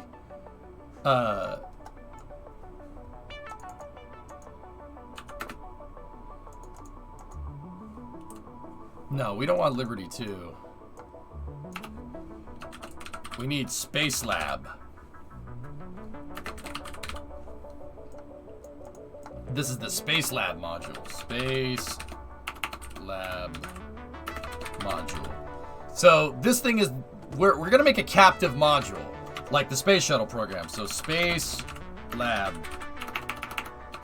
NASA. So before they had the ISS, what the Space Shuttle would do The space shuttle would go up with basically a captive ISS module in the back. It's basically just it's a space station module, right? But it's not designed to be deployed. There's a little tunnel, a little access hatch that went out the back of the shuttle. We just saw that a second ago. And you could go into the HAB module. It's called Space Lab. It's just an ISS module that stays inside of the shuttle's payload bay. See? There it is. See? If you've seen Discovery in the Smithsonian recently, that's a Space Hab module, or a Space Lab module. It's there. See? Space Lab and Space Hab, right? Basically, it stays there. It just stays there. And you could just do experiments in it, and it stays on the passive latching system. As opposed to like a PMM or an ISS module that would pop out like that one right there. So, I'm basically going to make that, right? So we're going to need to modify this one. This one is designed to be, the Liberty module, the way it was designed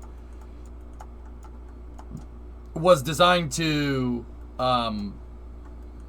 be a free-floating space station with thrusters and everything. We don't need that. We don't need any of that this time around. So we can make some modifications to it. It would be nice if we could use the same payload attachment fittings, right?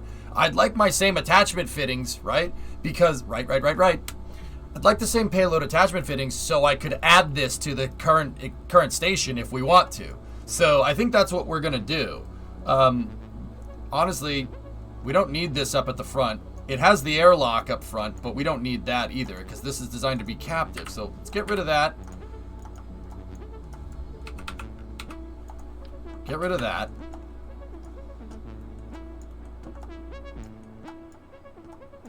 There were design studies for that, S-Master. So on the back of the module, you got your batteries and you got your avionics. I'll keep that on there just in case. So what we'll do now is this. Ready?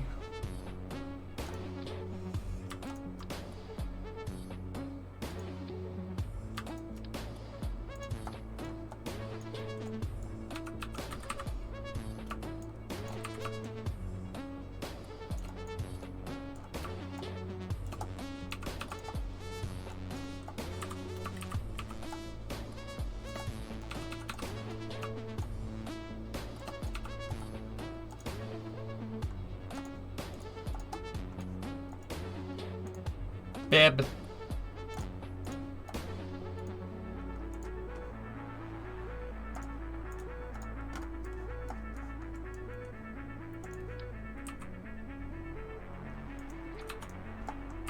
Bib, lib, lib, lib, lib, lib. Liberty Lab 1. Excellent. I propose to name the device the last chair on the shuttle.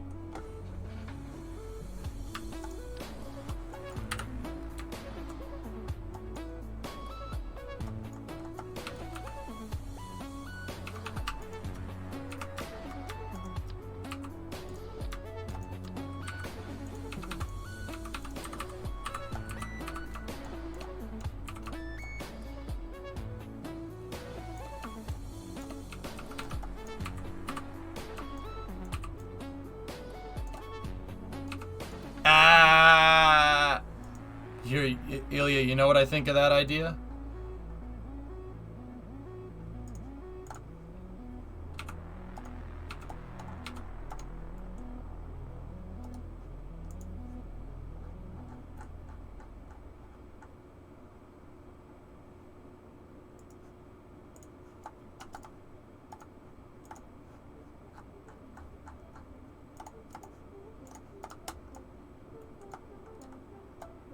That's what I think about that idea. Het! Niet.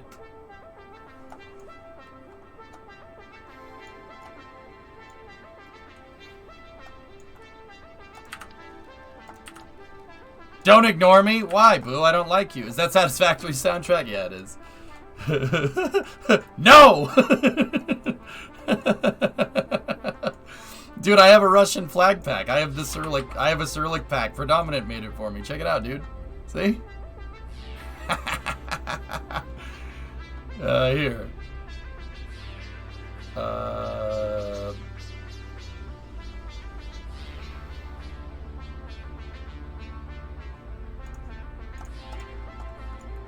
think this is right. I may be spelling this wrong.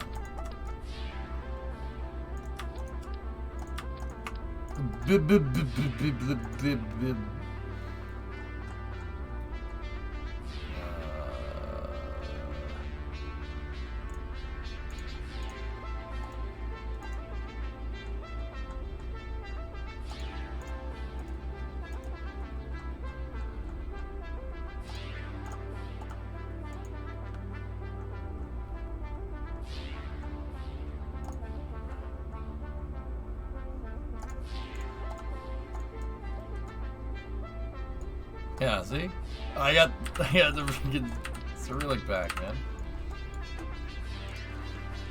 My Russian isn't very good, but do you think it says 冰淇淋，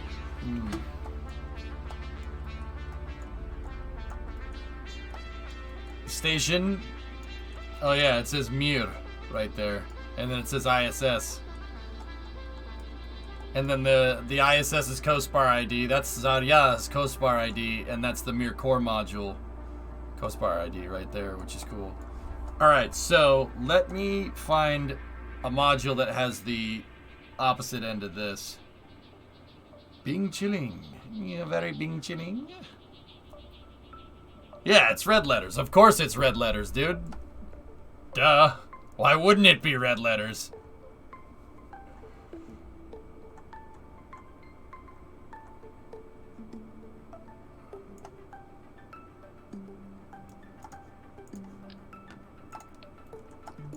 Here we go.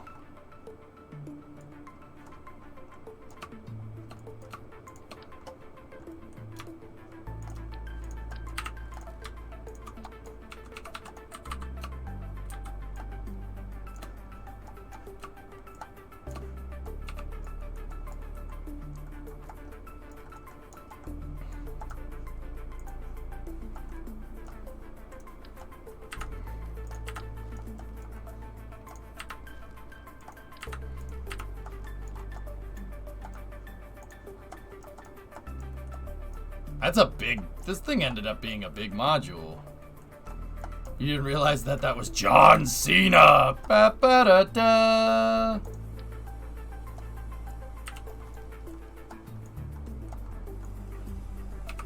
What happened to you, John Santa?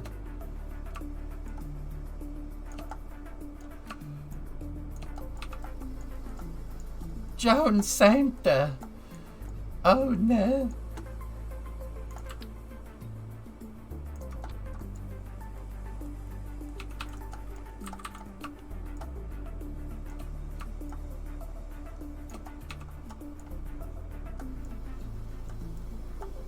Oh, not that crap again, Green.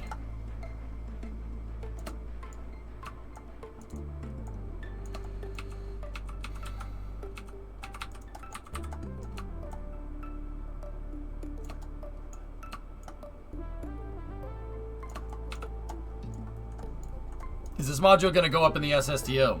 Liberty Lab. Yep. All right. So this module has power. It basically needs to plug into something. So, yeah.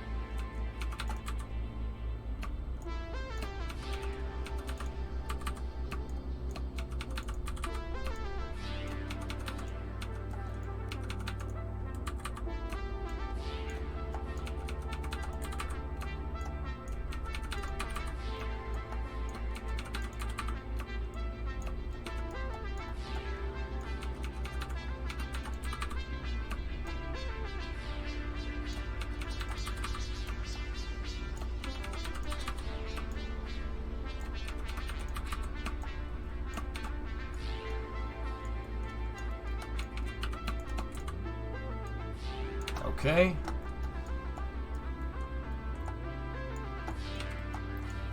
When building a shuttle, how do you get the center of lift behind and above the center of mass during reentry? It shouldn't be.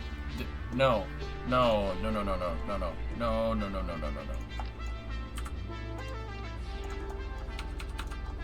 Pop. That's where you want the shuttle.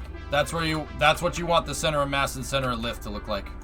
Something pretty much exactly like that, right there.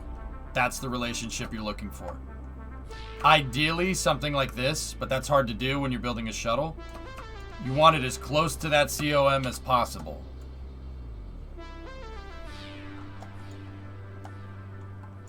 Yeah, that's the relationship you're looking for. Hard thing to do when you put 3 of these on the back of the shuttle. Got it. Rocket Guy's right. You got to cram as much into the top of the shuttle as possible. Into the front of the shuttle. Yeah, man. That'll give you better control during reentry. My big SSTO has both of the SSTOs have their COM COL kind of like that. It's as close as that as you could get.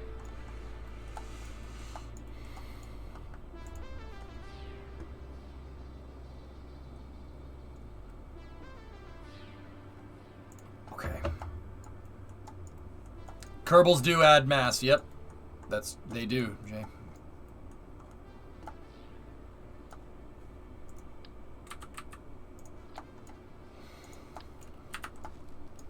Let's just put Liberty Lab on it. That's cool. All right. So it has its attachment mechanism just slightly behind. I usually go slightly behind, just a little bit, Rocket, just a little bit though, not by much, not by much. SAS is needed for stability. It's going to be riding inside of the immolated. It's going to be riding inside of the payload bay.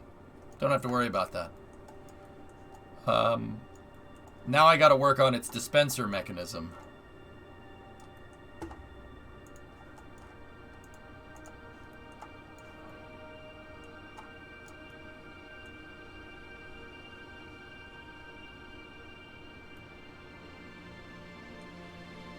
Discovery, go at throttle up. Hello, Joffrey. 51 months. Thanks, buddy.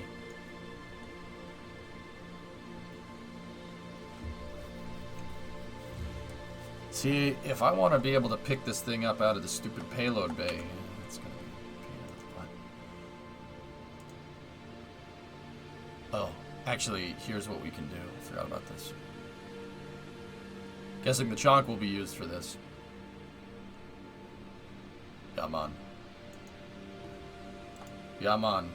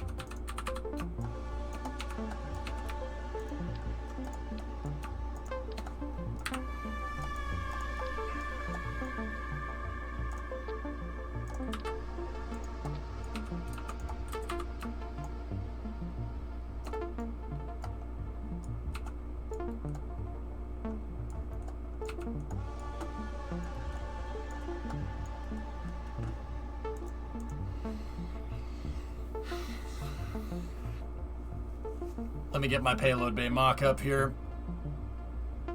Make sure we can fit this all in together.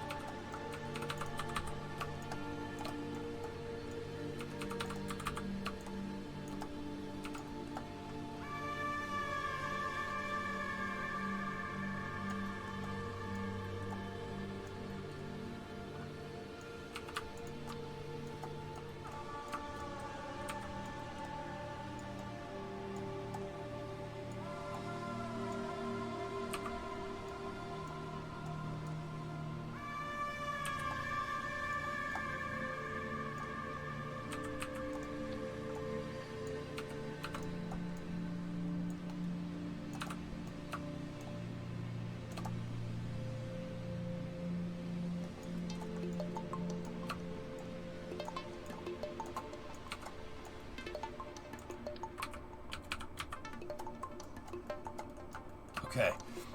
This is the Payload Bay guide mechanism. Remember, this is I'm hoping that this is one of the first payloads that we'll be able to return back down and bring out. So I'm gonna need the guide just in case. Maybe down the road I want to reinstall the thing.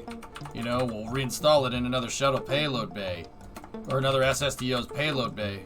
You know, I'll give it the equipment that it needs to be able to do that. One docking port though. We don't want multiple docking ports. That could end very poorly.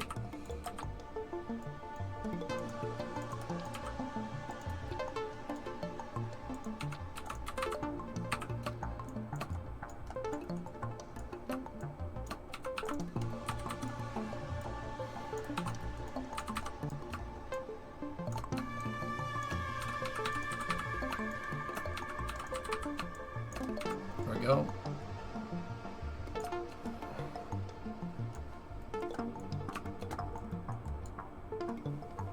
Chunkers, that's right, man. Okay, so the Liberty Lab module should be good to go.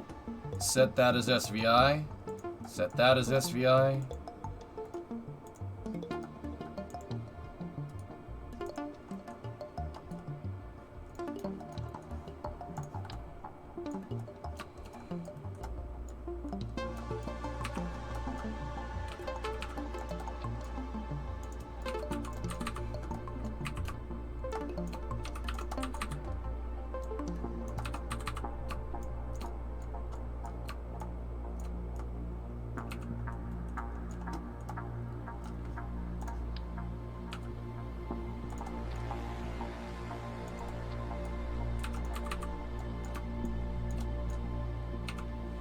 Same vessel collision, Clayton.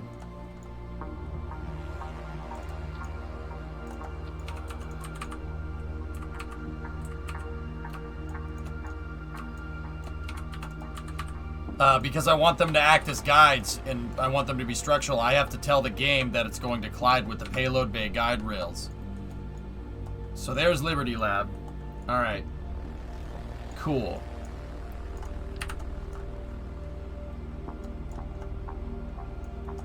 Sweet. Freedom Rocket, Jay. Yep. Mm-hmm.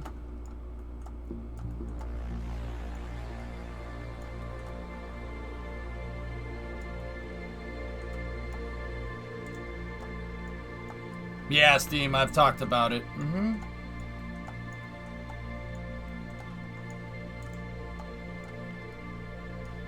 Okay.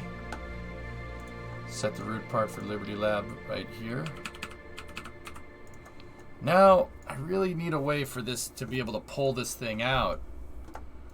I'm not sure that attaching it to the RMS locator right there is a good idea. So what I will do, unfortunately, give me my center of mass indicator.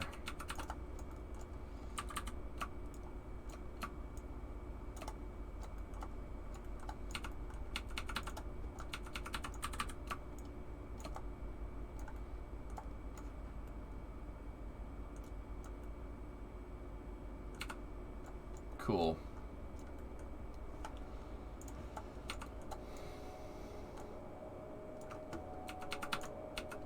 You know what?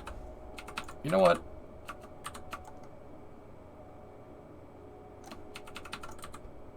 I changed my mind. We'll move all the text down here. I don't like the text clipping into the letters. That's really annoying.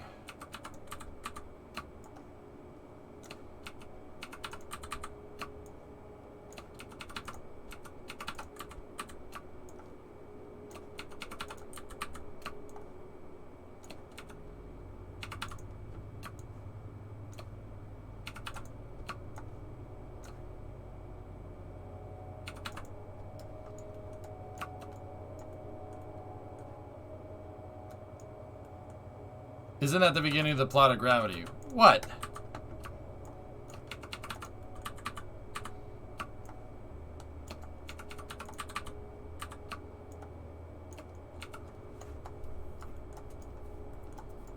Liberty Lab.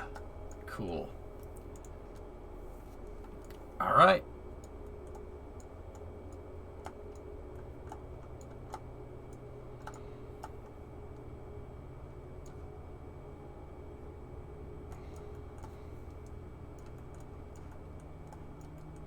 That's cool, Rezel. Neat. Okay, so we have the new orbital station. Now we're going to need position a satellite in an equatorial orbit around Kerbin. Alright, so I think I have a sat bus that can already do that.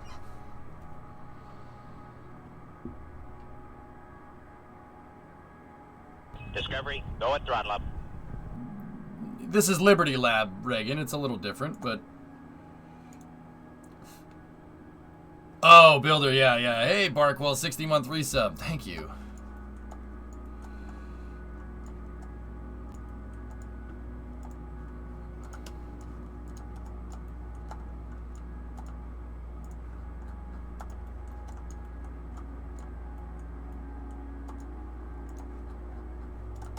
All right, we'll be using number 9. We'll be using Voyager.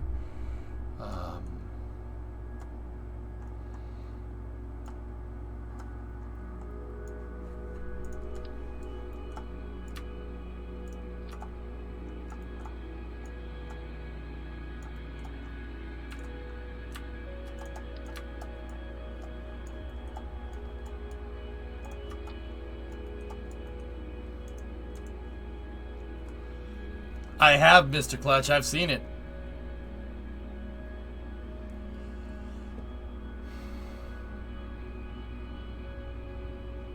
Yeah, we watched a little bit of footage of it a second ago. Very freaking cool. See the thing? You see the turn that it did? Dishragger's showing me that, man. It's really cool.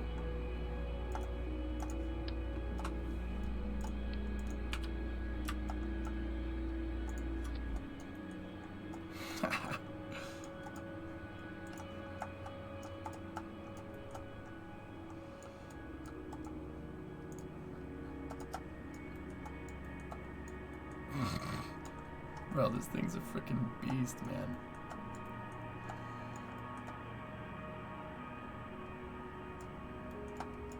Liberty Lab! That's so cool. Discovery, go at throttle up.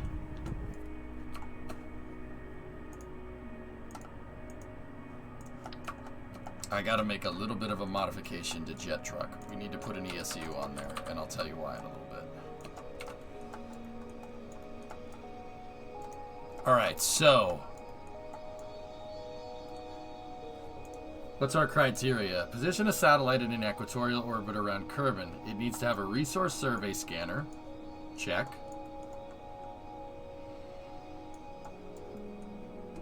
And it needs to have a gravioli detector. Well, that's the satellite left over from that mission. See?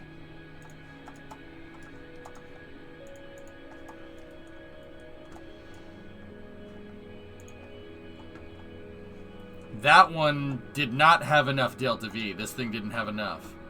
So what we'll do...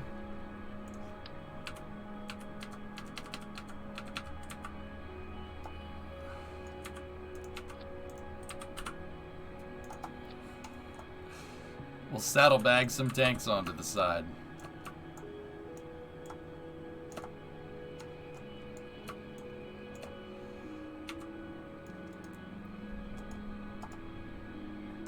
That doubled the fuel quantity, so that one should be good. And then when we go to launch it, guys, when we go to launch it, the scanner will retract. We just have to make sure we pull the arm before we do that. We have to retract that and then send it.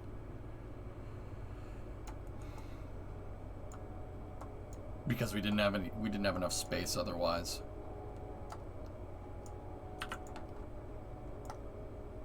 Oh, also this thing is gonna need batteries. I forgot about that.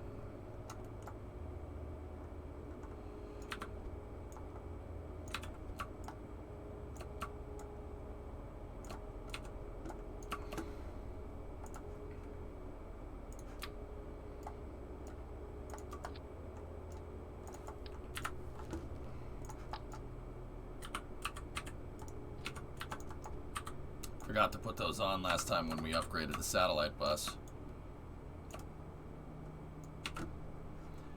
Okay, save. It'll launch Tanagra. His arm's wide. It'll launch like that.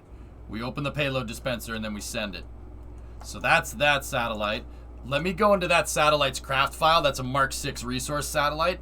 I'm gonna go over there and I'm gonna see if adding the saddlebag tanks to the side gives it enough Delta V. I know we were about 1,000 short before. So we're gonna go up here. The Mark 6 resource sat. Nope. Don't you need to shift the payload over? Last time the deploy had hit that docking port latch. Yeah. I am in a quandary. So the Mark 7. Here's the Mark 7.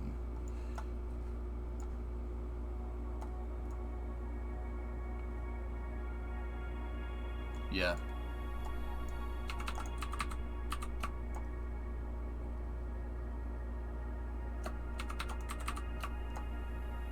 Okay. It hit the hinge. Now we should be clear. Yeah, it tipped the satellite on separation, which was not a good thing. So let me see the Delta V involved here. What's the Delta V of this? We have 1675. Okay, so if I saddlebag those 2 tanks like we did before.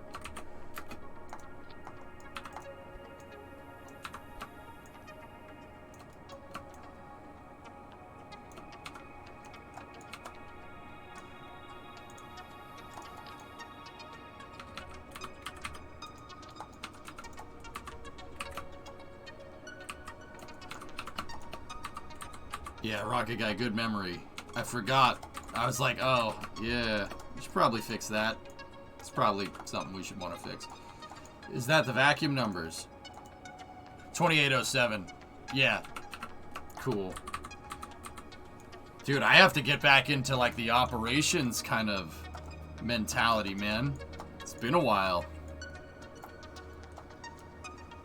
Cool. 2807. Literally the same craft file. I think I clipped the tanks here and then they were forward a little bit so they don't mess with the payload dispenser. Cool. Excellent.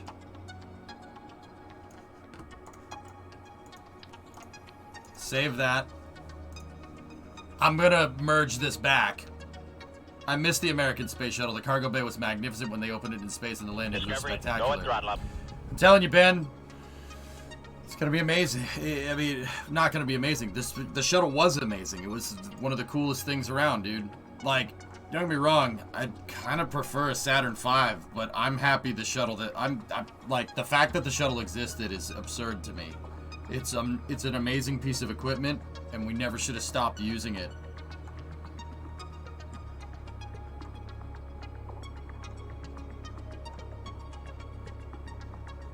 79 months from Red. Thanks, man.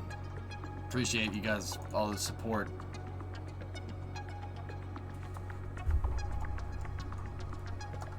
So let's not be lazy. Let's get rid of the one, get rid of that one, and let's merge it with the craft file that has the payload that we just tested, that we just put together.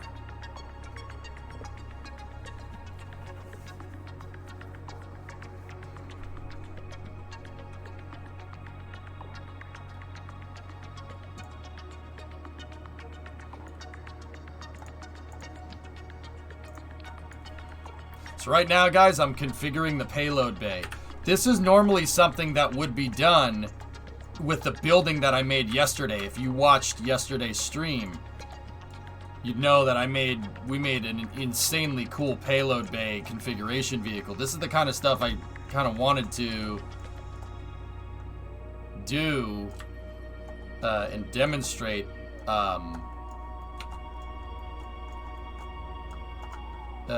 with this vehicle. Like, I can reconfigure the payload bay. We can put modules in. We can take the modules out. This is a static module dispenser. You know, maybe in a future one, you know, we have one that this thing can carry a robotic arm, and I come up with a robotic arm attachment system, and we could configure the payload bay for the arm and whatnot. Like, there's a bunch of things that we could do with this. All right, so why aren't you using it? I don't have the money. Don't have the money for more test yard. 1.2 is enough to put the SSTO out and the pad, and that's it. Don't have the cash. Batteries fire? I got the batteries on there. We good. We are Gucci pants.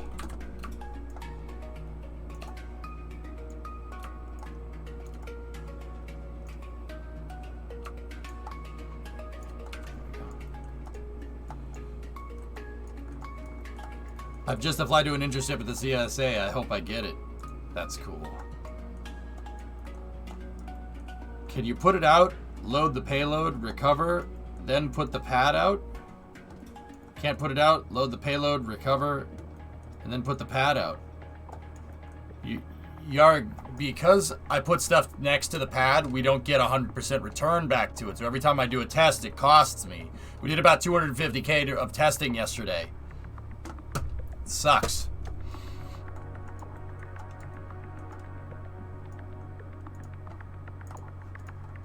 I didn't notice until we did all the testing, and I wanted to do more testing because I took off the repo's docking port drift fix mod. So I technically need to requalify that crane. I think it should be fine. I'm pretty dang sure it should be fine. The crane, everything on the crane should work correctly. Sorry, I haven't seen you put them on. It's late over here. Hey, no problem.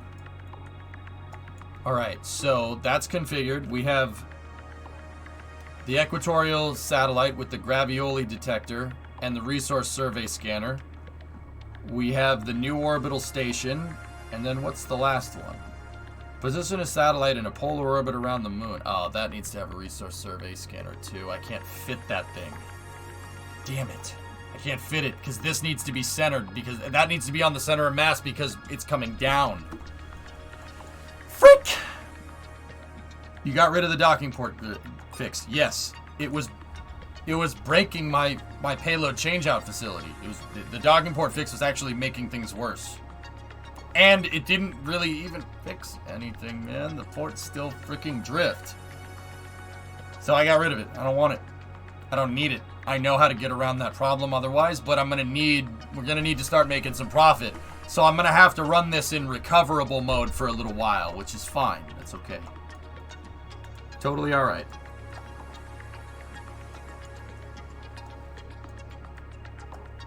Can you start with that uncentered later sensor, which is your satellite? It's not designed to be deployed by itself, Yarg. How am I going to get it back in?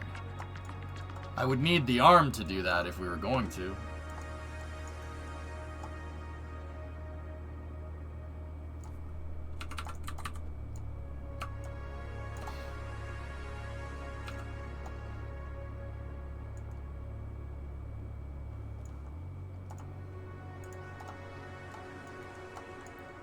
Does it not have a docking port?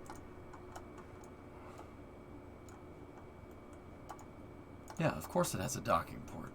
What are you talking about? You want me to free float the thing and move it, and I mean, yeah, I guess I could do that, but NASA wouldn't free float a payload like that. I don't want to get into crappy habits like that, dude. If I want it out of the payload bay, I'll make a system for it to get out of the payload bay. Yeah, I don't want to do that.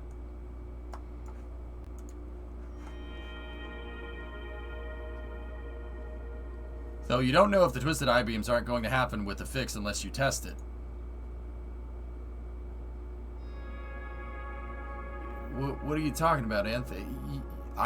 We did test it. I made the payload changeout room. We tested it with the docking port drift fix, like, a lot. And then I put the docking port drift fix in, and then they started bending. What are you talking about?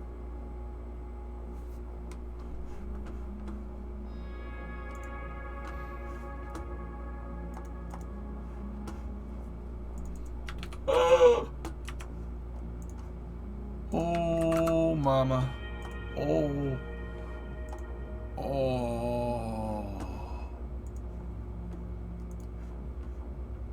They didn't grab Hubble by hand. Nice try, though. Holy shnikes. Forget what we were talking about. Look at that.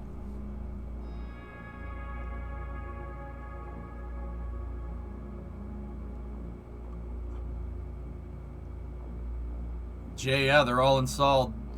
Yeah, nice coking. Yeah, you see it too, huh?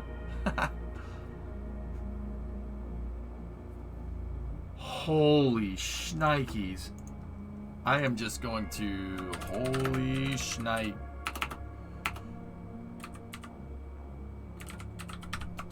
Holy shnikes! Is that a word?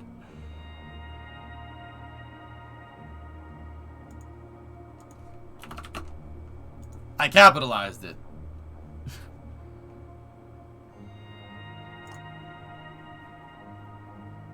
Bro.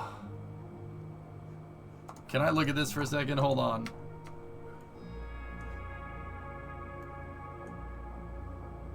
Heat shield has a flange. See the flange right there? Rocket guy, you think there's gonna be some kind of thermal protection system in here? A TPS that goes from basically there to there? It looks like they're gonna install some plates in here to shield the outer engines from the gimbaled engines. You just had to take it at that angle so we couldn't see the injector plate. I know, man. That swirl port injector must be Bay. Look at this picture. Oh my goodness. Man, this picture is nuts, dude. You gotta be kidding me. Yes, guys, I think, see this tab right there and that tab right there? There's gonna be covers in here. There's gonna be a big cover in here. The bottom of this is gonna end up looking like an N1 rocket.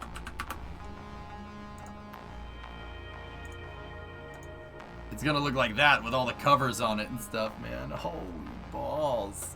Oh my goodness, that is insane, dude. Discovery, go at Omni 80-month resub, haha, Russians go brr. Dude, it's literally gonna look like that. But with it's more engines than that, dude. Like, oh my goodness. You gotta be kidding me. I'm gonna just, you know, I'm just gonna save that. Wait for the super heavy wiggle test. Insane. Wasn't the N131? Well, okay. I should asterisk that statement. So this super heavy booster number 4 has 29 engines. Booster 5, 6, 7, 8 yard, they're gonna have 33. So that's what I meant. This one actually doesn't have as many engines as the M1. It's close, but do they all gimbal? No. That's the difference between RB and just a serial number. So these are RC engines, Raptor center, right? Raptor booster engines go around the outside. These are not gimbaled. If you notice, there's no room for the nozzles to move. These center ones, though, have plenty of wiggle room. These Raptor centers, so they're RC engines. These, yeah, you got plenty of wiggle room. Look at E17, E16, E3, 2, 1, 4. Oh my goodness. This is insane. Holy balls. I can't believe this.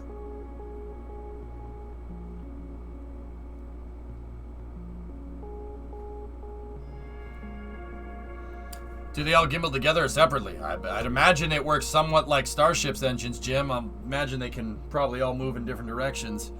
Do you think they have the ability to individually throttle the outer ones to act as gimbal? I guess, yeah, Yard, they could probably use differential thrust if they needed to. But, I mean, Raptor has 15 degrees of freaking gimbal, dude. I don't think you need differential thrust when you got 15 degrees of gimbal.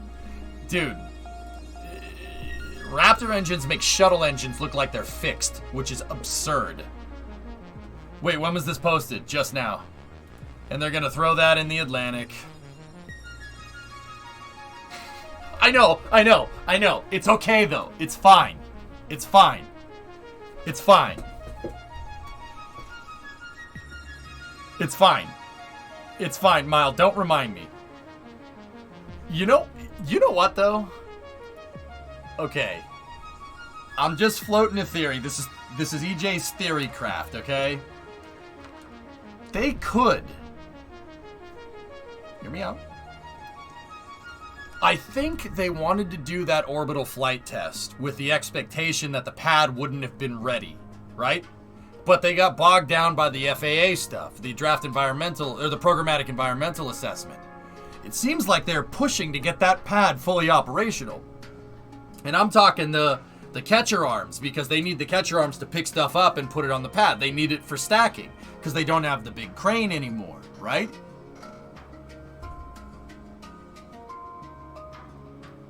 They could attempt to catch on the first try. Just putting it out there. They could. I think at the time when they said that they were going to expend this first Super Heavy, the expectation is that they would have manually stacked it with a crane, and because Mechazilla wouldn't have been ready. But since they got bogged down with the programmatic environmental assessment, dude, maybe they changed their mind. But if it misses and it goes to the pad, they're finished. No? With all that work on the pad, though, I don't think they would want to catch without any flight data from the booster. Yeah, you're probably right. Maybe they'll try to land it anyway. Maybe they'll just land it bone dry on the nozzles, Kerbal style. That would be so bad for it, man. That would be so bad for it. Can you imagine that thing just coming down on the landing pad and it just boom, just blows up like SN? What would it be? Which one? Like SN8, just boom right on the pad. Hey, at least you got the flight hardware back. I mean, why not? Maybe it'll work.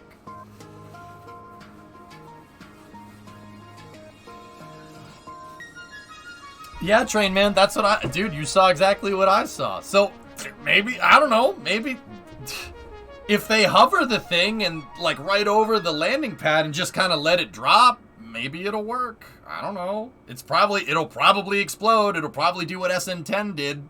Rockets don't really like being dropped. You think they could land it soft enough to not pop like that? Hey, if SN10 could survive, yeah. But Yarg, I'm worried about what might happen after that. You know, you remember? Did you ever see SN10 land? It landed, not very well, but it landed. Here, look.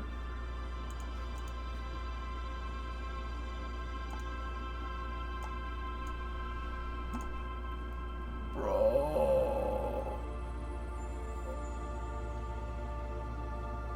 Oh my God.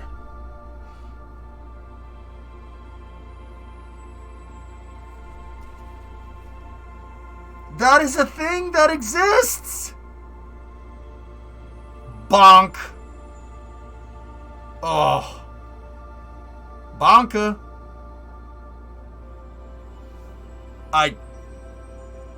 Man, look at how underdeveloped it is.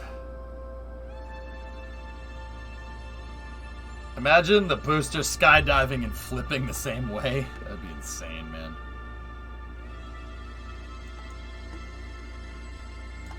Yeah. Yeah, see, they ruptured the tanks, man. That's what all this stuff is coming from. Why wouldn't... I mean, like, you could do that. You could do that with Super Heavy. Why not? What? Man, look at this. It's so barren. There's a huge tank farm sitting right here now. What do we got here? Failure to communicate. What's up, Doom? How you doing, man? This is from back in the day. Doom... Alright, so Elon posted this picture. Pipes. And, like, I'm thinking, bro... They're gonna dump this in the ocean? You're gonna dump that in the ocean? Nah. Landed bone dry with no landing legs on the landing pad and see what happens. Like, it'll explode, no doubt. Like, it'll pop. Like, let's not sit here and pretend like it won't. But also, I'm just thinking it might enable them to collect more data even if they know it'll never fly again. Yarg, why not? SpaceX has changed the plan up like that before. Yeah, for the reals, that's right. The sprinkler's trying so hard to put the fire out. It's trying. It tried, man. And then the thing just blows up. Whoops.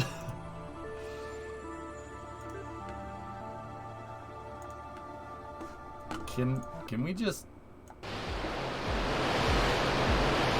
We have liftoff.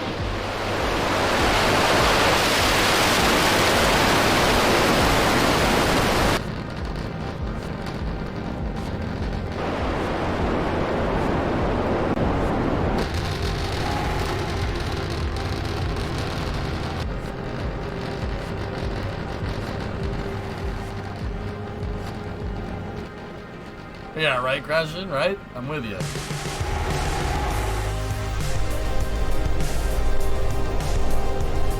Oh, that is the most kick-ass shot ever! Oh my goodness!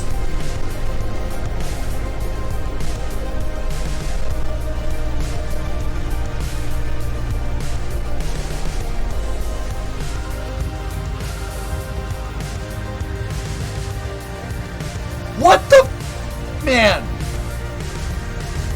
How is that? That's so goddamn cool. Oh. I'm like, dude, I'm getting fired up. I'm getting fired up from this.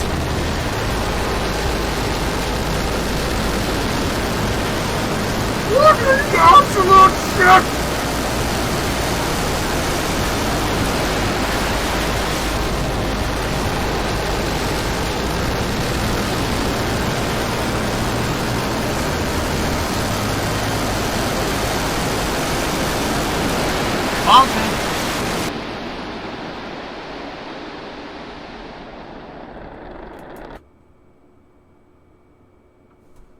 What the Discovery, go at throttle up.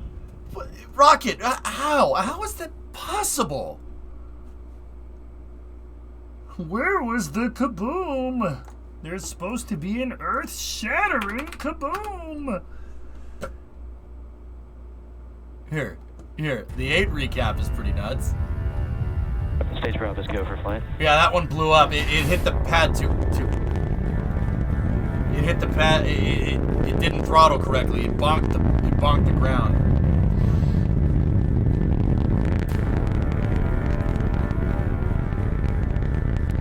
I don't know, T-Man. Maybe. Yeah, it's science fiction, but real.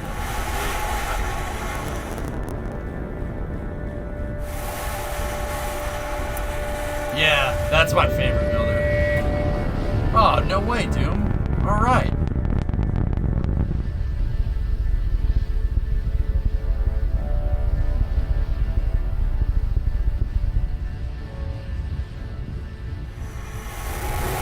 That is so freaking cool.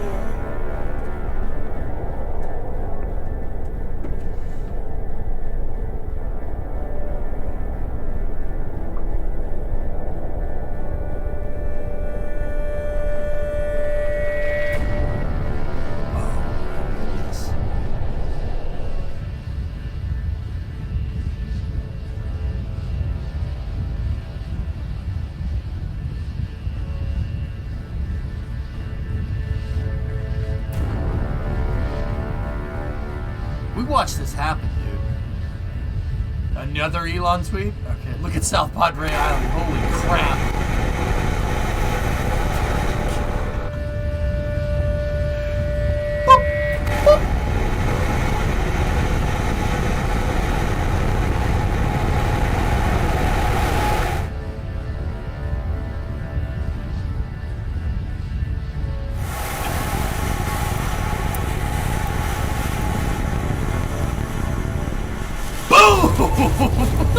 See ya! Oh my goodness! Holy crap! The double asteroid redirect mission screenshots I shared from the other day. You got an official like from NASA. Hey, that's awesome! That one didn't make it.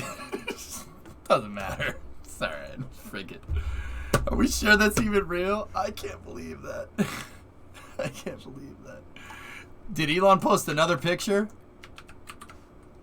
Well, or what did he say? I'm sorry, like that dude. Oh my god. Oh my god. Does that mean it's not coming on then? No, it blew up and its COPVs flew everywhere, James. Of course it's not coming on then.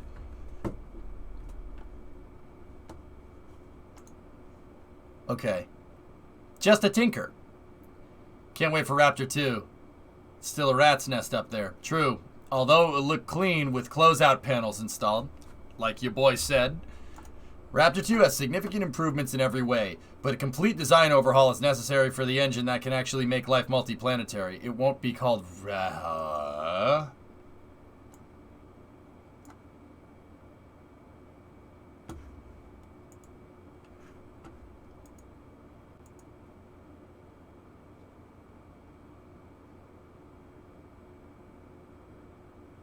How loud will this be? Yes.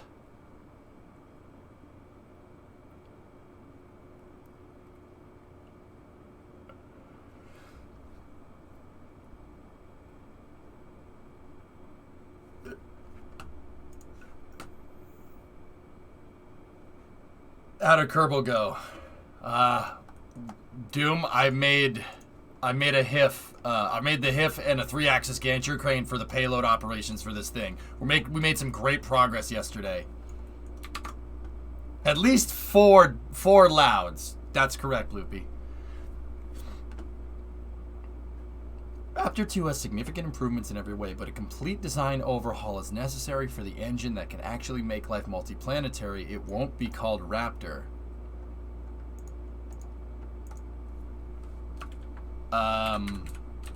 Wait. What?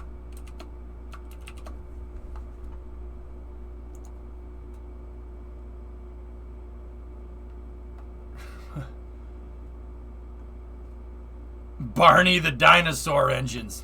Don't name it after that damn commie.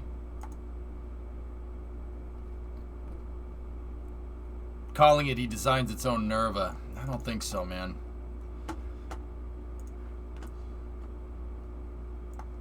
Raptor is clearly not expanse level yet. Yeah, we're not there yet. We're not there just yet, man.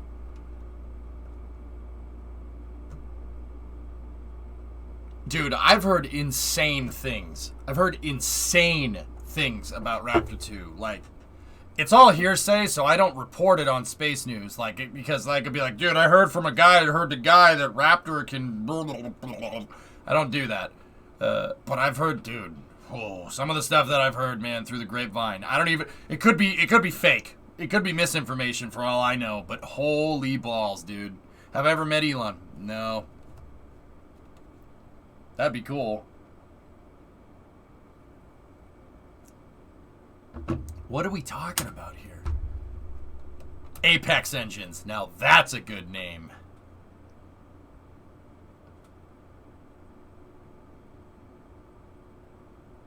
Guys, yeah, Raptor's already insane. That engine is already light years ahead of everything. Full flow stage combustion. Fully cryogenic full flow stage combustion is insane. That's... To put it in car terms, Raptor is a 1,000 horsepower V8 that makes like 50 miles to the gallon. That's what Raptor is. It is ridiculous.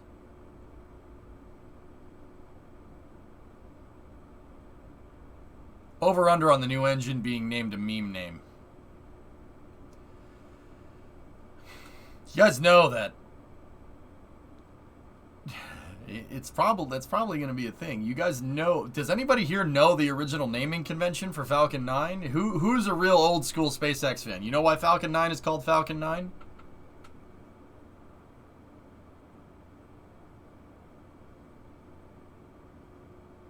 Yeah, AJ, for sure. It's named after the Millennium Falcon. You know why Dragon is called Dragon? Anyone?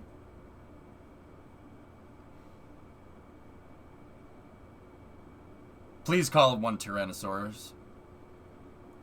Dragon is named after Puff the Magic Dragon because a commercial company launching something into space was seen as a pipe dream. So they named it after a magical creature. Can you land on a planet? Of course I can. Okay? Mm-hmm. Yeah, also weed. Yeah, that's why it's called Dragon. Mm-hmm. So, yeah, I'm sure this will have something.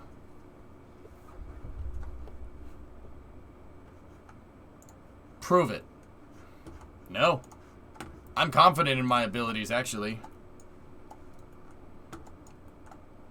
Ganja engines, yep.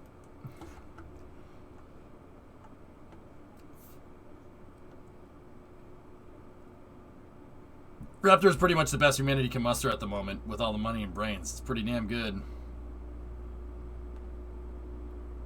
Raptor, but scaled up to F1 size? That would be insane. Do you think a new engine would still use methane? I would say so, Bagel Buddy, yeah.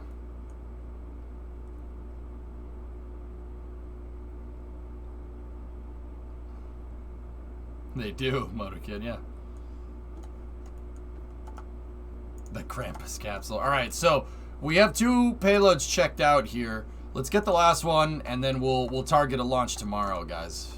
Yeah, I want to get this launch in right after space news. I basically want to get it ready to go. Go back to the NASA study where they're talking about a nuclear starship. If SpaceX is working on nuke stuff, Hellfish, it's gonna be amazing. So what we're about to do with the SSTOs. Loopy, I worked on Liberty Lab. It's a stationary module that stays inside of this. What I'm going to do is when we go to do this mission tomorrow, I'm going to go out to my science module that's sitting out at my storage area. We're going to take some of the experiments out. We're going to put some of the experiments in Jet Truck in the ESU. And then those experiments will be late loaded into the Liberty Lab. Then what we're going to do is go up there and load them on orbit. When this whole thing is on orbit, we got a contract for it, right? When the whole thing is on orbit, we load the Liberty module with science. And it counts as loading the science on orbit, and then I bring it back down, and then I take it out with my payload changeout area, put it on a truck, drive it out to the museum, and put Kerbals in it. Late load Liberty Lab module, yes.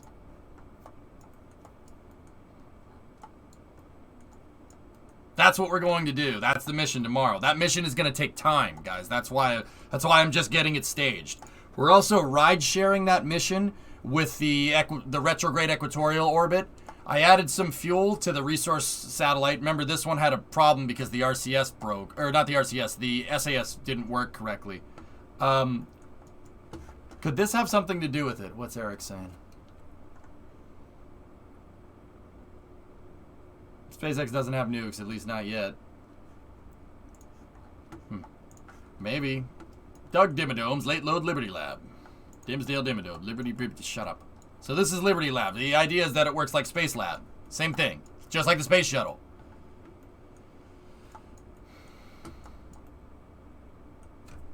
Hey, B-Natch, what's up, man? Long time no see. How's your evening? Oh, great, man. Great. Look at that picture. From before, you have tested the 3-axis crane with the docking port fix. You haven't tested it without the fix.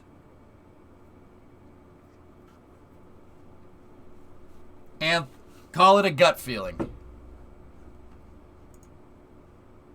I can't believe this. You think Elon looks forward to posting this stuff on the internet? Posting that stuff?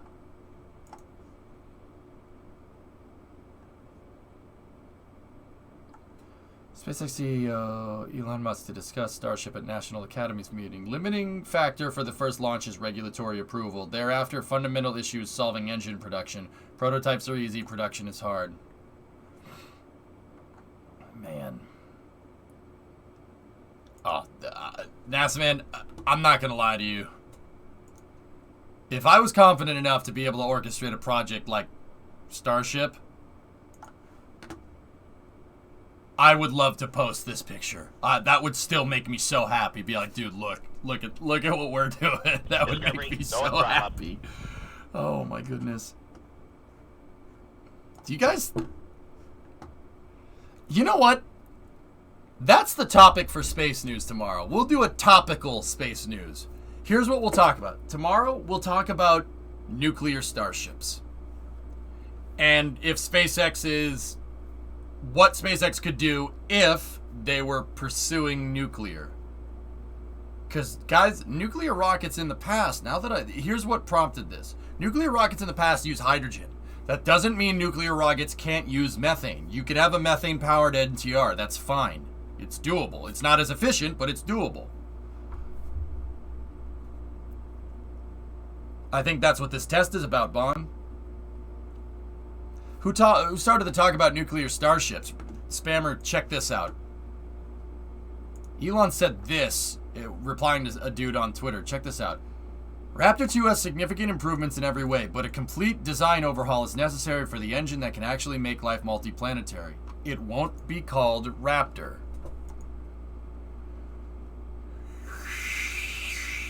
Not to start a tangent, but he's doing better PR for this than NASA is for Artemis.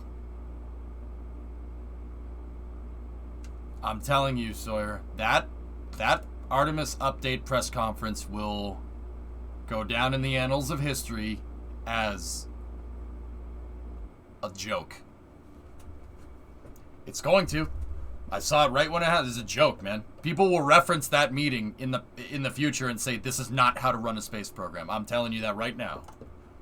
It is a yoke. It is a yoke. What happened, fellas? They rescinded the 2024 landing goal. Oh yeah, they kicked the can down the road. They did it last week. They said, yeah, Jim's plan wasn't really technically feasible. That and, with COVID and budgetary stuff and, the litigation from Blue Origin, they moved the lunar landing to no earlier than 2025. No significant deadlines, and they moved Artemis 2 to 2024. Manned mission around the moon in 2024, and then I don't know what happens after that. Yep. Oh, yeah. Fission vessel cooling would be hard in the vacuum. Well, Doom, the propellant is the coolant.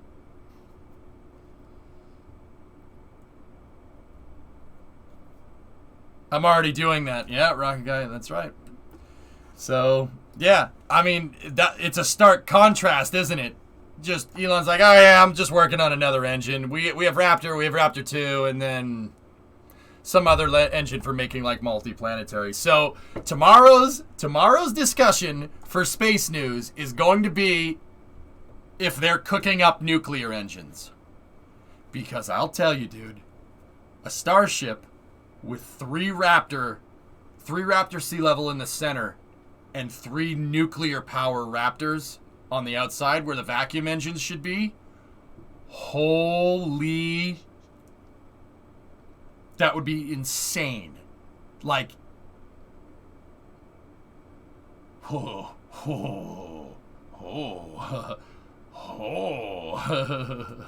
like, dude, consider that for a second. Oh my gosh.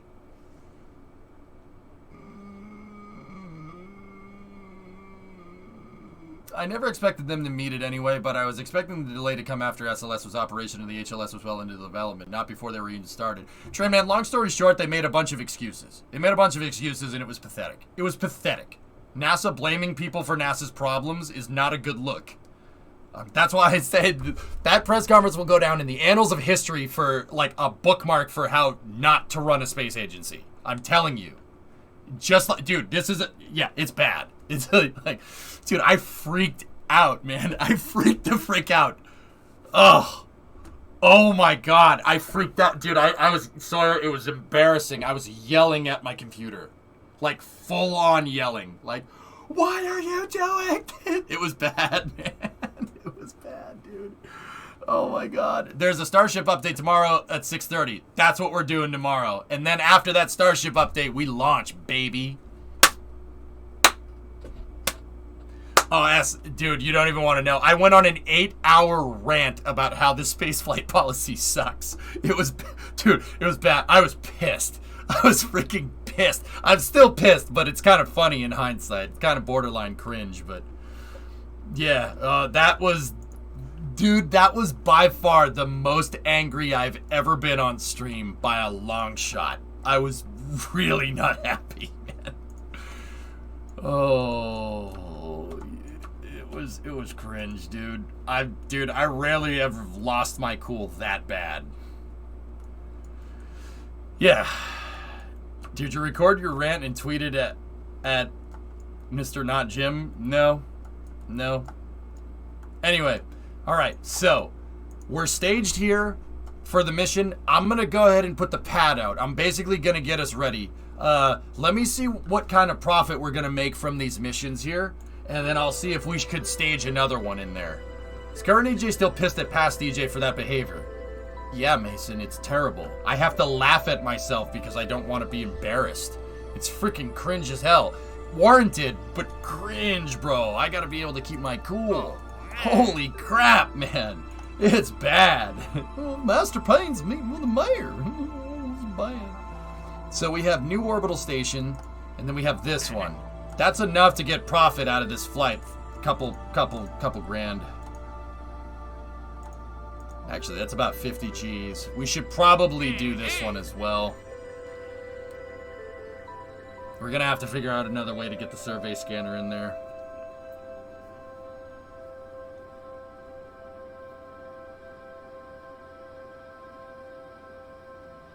Bill is F tier after that Sawyer, and it's a shame because he was trending up until that point. Yeah, Bill was like, started at C tier, right in the center, moved up to B tier when that RFI for SLS came out and SLS mass production, and then the split of exploration ground systems. I was like, okay, that's actually a good idea. I was a little annoyed by it at first, but then I went and understood it. And I was like, okay, that's cool. You want to mass produce SLS cores. That's perfect. They put out an RFI for it.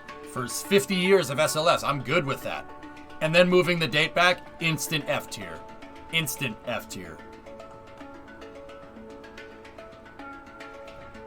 Then pudding.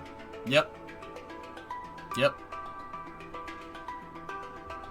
Yeah, Rocket Guy, you trended up for me. The RFI for mass production of SLS cores, yeah, dude, he went up from C to B tier.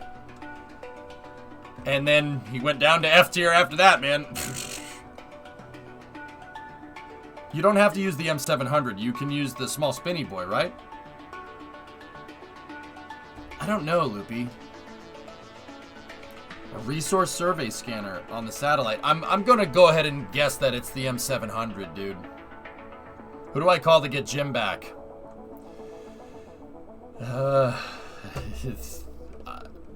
Jim probably wouldn't touch NASA with a 10-foot pole. It doesn't specifically specify the scanner to use. Yeah, I suppose. Elon's latest tweets make me think they're having issues scaling mass production of Raptor 2, so maybe they will now redesign it to be more compatible with mass production. That's probably more realistically what's going to happen, Mason, but still, though. The propulsion will always be the bottleneck with rocketry. I mean, a 747 without its engines is just an aluminum tube! I have to tell you what the frick you can do with an aluminum tube?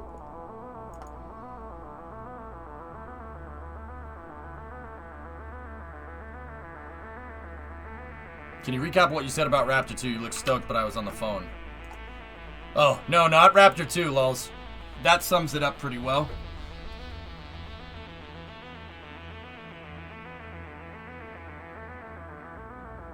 I agree, Rocket Guy. I think that Jim was planning the block buy for SLS cores. Baseline SLS, baseline the Block 1B, start buying cores because it doesn't matter. It doesn't matter if you get the EUS or not. Block buy those cores, block buy the rockets, and block buy Orion. He started with Orion, and then we got HLS, and then Lunar Exploration Services, and he was planning for it. I think you might be right. That might be the last leftover thing that Jim was doing. Because that RFI for mass... you know what? You're right. Now that I'm thinking about it, that RFI for mass production of SLS cores, it doesn't make any sense if you're going to re-baseline SLS. That makes no sense. Yep. You're right. You're correct, Rocket Guy. Throw a rover with a spinny one out on the runway and it'll let you know if it counts. Done. Let's do it, Loopy.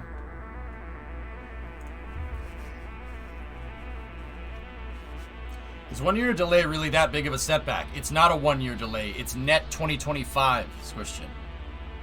Instead of Artemis 2 and Artemis 3 happening by the end of 2024, it's Artemis 2 happening by the end of 2024, and we don't know when Artemis 3 is going to happen. Yeah, that's not good spaceflight policy. That's terrible. Kiss 2024 goodbye. Heck, kiss 2025 goodbye. Heck, probably kiss 2026 goodbye. You have to have concrete deadlines. Without a datum for your expectations, you can't scale proportionately to it. You can't scale your expectations to that deadline. It's idiotic. It's a big mistake. Big mistake.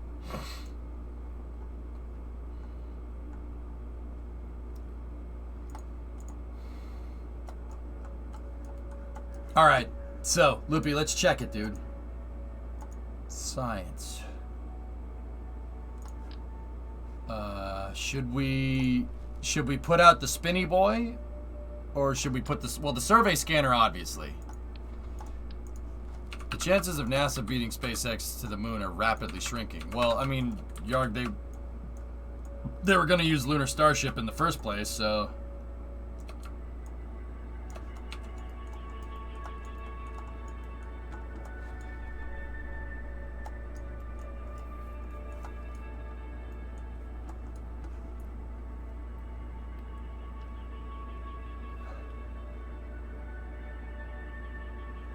Where's the spinny boy?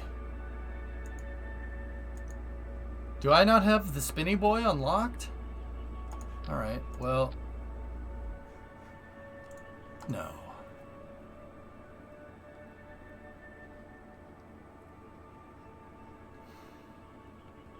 Pretty much, Sordin. Yeah, it's not a good idea. You think NTR for that SpaceX engine? How would they even go about that?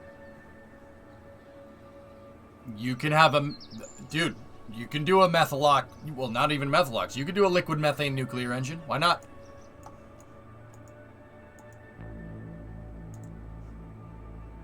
Oh, we don't have the narrowband scanner unlocked. Alright, we're gonna have to see if the resource survey... What is the spinny boy? The... Spinny boy. The Cogger's spinny boy, dude.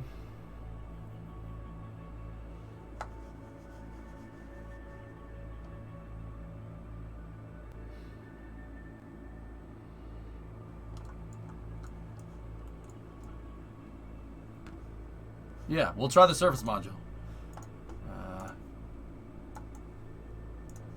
Let's see. Primo?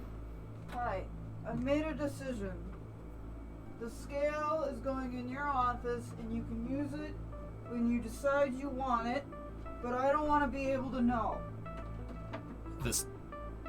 For weighing yourself? Yes. Oh. Because if I know, I get frustrated that there's nothing changing. So if I just don't know, it'll be better. Okay. Here's an interesting thought, Rocket Guy. Will they simplify Raptor 3.0 to no longer be full flow stage combustion? That is truly complex and could be a big issue with mass assembly and production. It's possible. I mean, the stage combustion cycle is something you really only makes sense for Starship. For the first stage, yeah, maybe not. Maybe Raptor 3 will be a first stage optimized variant. That's a good... Dude, we should talk about that tomorrow. Yeah. Not giving it, Loopy.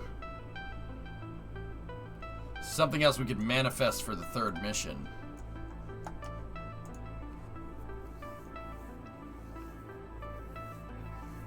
Sawyer, just nod and smile, homie. You'll figure that out later. Just, yep, that's right. Sure. Just do it.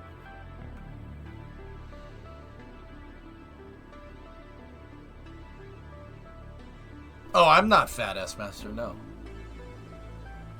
She isn't fat either. Nope. Nope.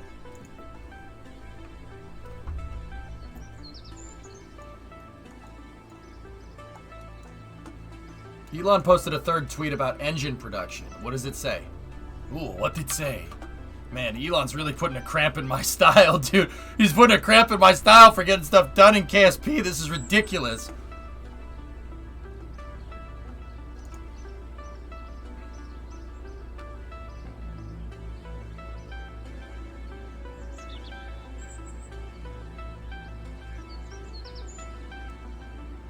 Oh, this one, right? Yeah. Guys, I don't think it's a nuclear engine based off of that tweet. We were talking about that. I think that this is a, Yeah,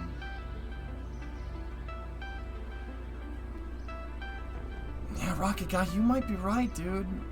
But no, it's alright, Floating. Don't worry about it.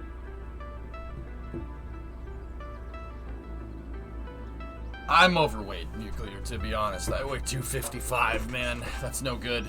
I gotta lose weight. It's not healthy. Discovery, go at throttle up. But that's why we've been, like, Remo and I have been meal prepping, and I've been just cooking vegetables. It turns out, funny story, vegetables fill you up. Yeah, so if you have like, you can have a lot of meat. You can have a lot of meat, and you have a little more vegetables, and it fills you up, and it's good for you. Epiphany, I know. Hey, Norcha, 52-month resub. The correct answer is yes, dear. You, yeah, see? Mm-hmm.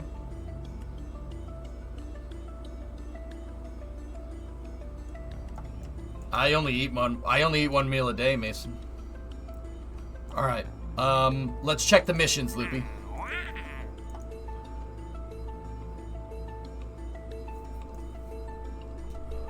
Do you know what we could do?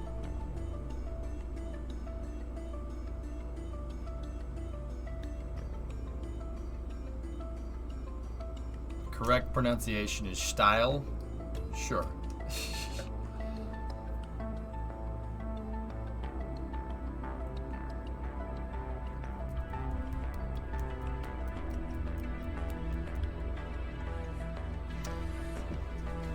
Loopy, what kind of Delta V numbers are we talking?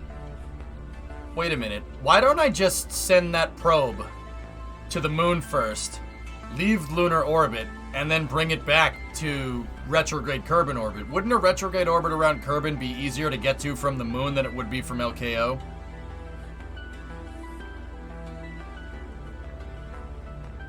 There are 5 levels of fat. Big, healthy, husky, fluffy, and damn! I think you and I are just husky. Yeah. Yeah. Loopy, there's our rideshare. How much Delta V you think we're gonna need for that? I mean, so it's 1,200, right? So 900 up to the moon, 300 to circularize, give or take. These numbers are rounded up. And then to leave the moon, another 300, so 1,300. And then to recircularize at that altitude, another 1,000. So that's 2,300. The probe that we made with the survey scanner has 2,800 Delta V. I think we're good.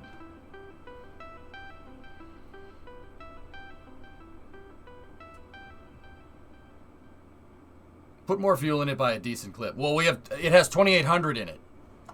So here, let me load up the Mark 7. I upgraded the Mark 7 satellite bus. Mark 7 is the Mark 6 upgraded. It's a resource satellite. The one that has the probe core that folds. The probe core is inside of the folding resource scanner. I don't know if you remember that one.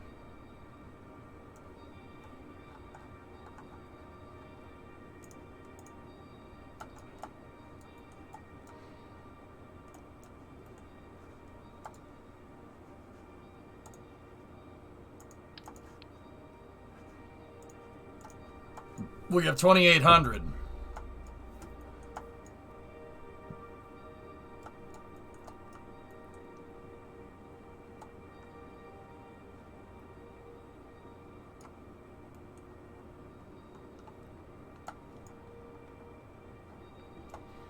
Yeah, Rocket Guy, but I don't want to be 255, man. It's gross. It's fat.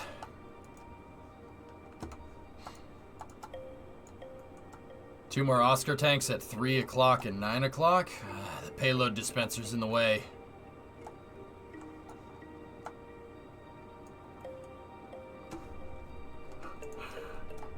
What we could do.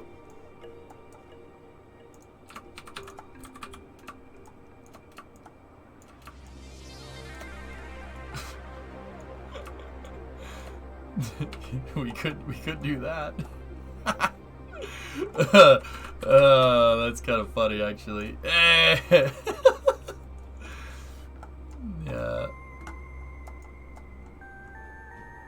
It's easy to be fat here. Yeah, but it's also easy to be skinny, too.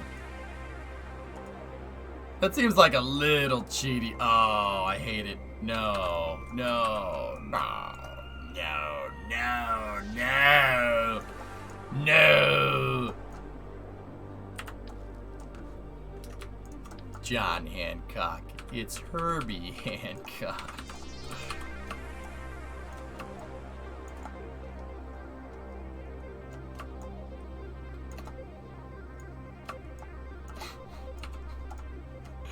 Dude, It actually fits. I freaking love Oscar B fuel tanks. Those are my favorite. Hey, ready? Oh, yeah. Boom.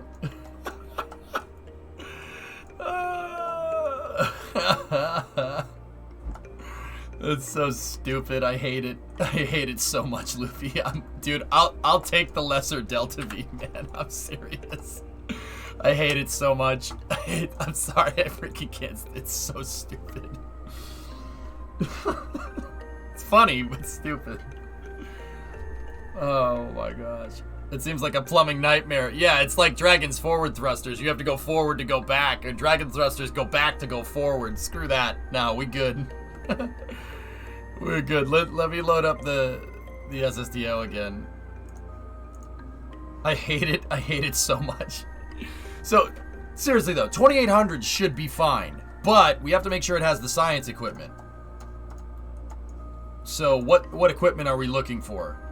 So, Equatorial orbit around Kerbin, we need the Gravioli and the Resource Survey Scanner. And there's no way, Resource Survey Scanner and a magnetometer, there's no way the magnetometer is going to take away 300 Delta V. That's not a thing. That's not a thing that happens. So,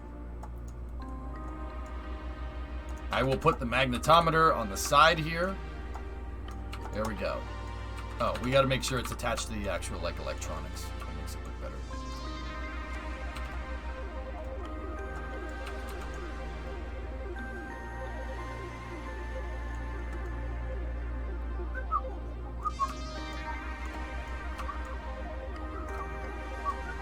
There we go.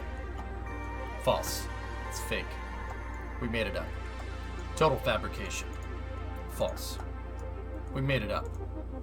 This one was made up by a writer. False. We made it up. Total fabrication. False. It's not true. Didn't happen. Never happened. It never happened. Whoever thought of editing all that together is a freaking legend, dude. Legend, I tell you. A legend, I tell you.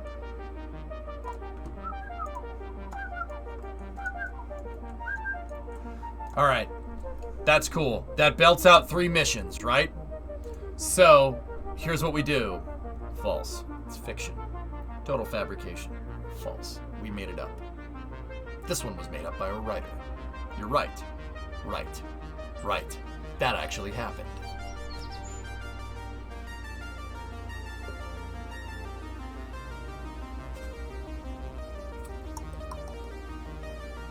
Let's put the pad out to make sure that it's ready to go.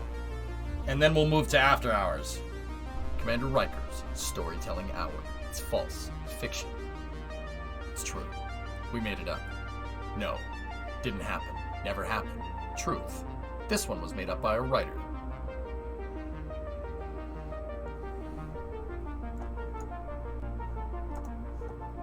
I'm not even going to put the SSTO out just yet, Anth, but yeah. What's after hours tonight? We got to unlock tier 7, Loopy. Satisfactory, baby. Is that a satisfactory game for after hours? Please, you will tell me. False. It's fiction. Fiction. We made it up. No Halo? Wait, you were serious about that? No Far Cry 6? What? Okay, alright. Okay. Here's what we'll do. For after hours tonight, we'll play Satisfactory. For after hours tomorrow, we'll play Summer Car. For after hours on Thursday, we'll play Far Cry. Fair? I might...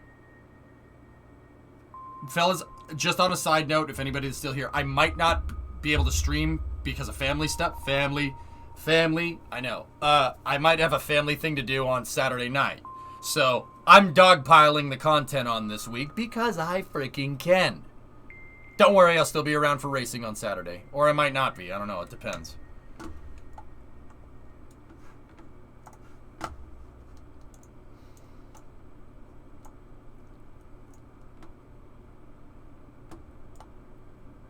Alright. Gonna head off to bed. Alright, Does. Okay, pad is out.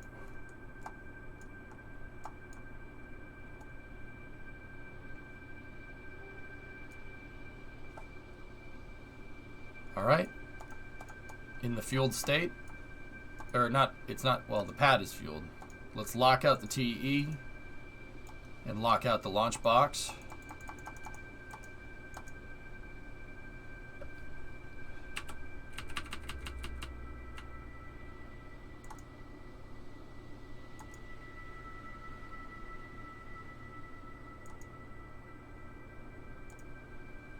Got it.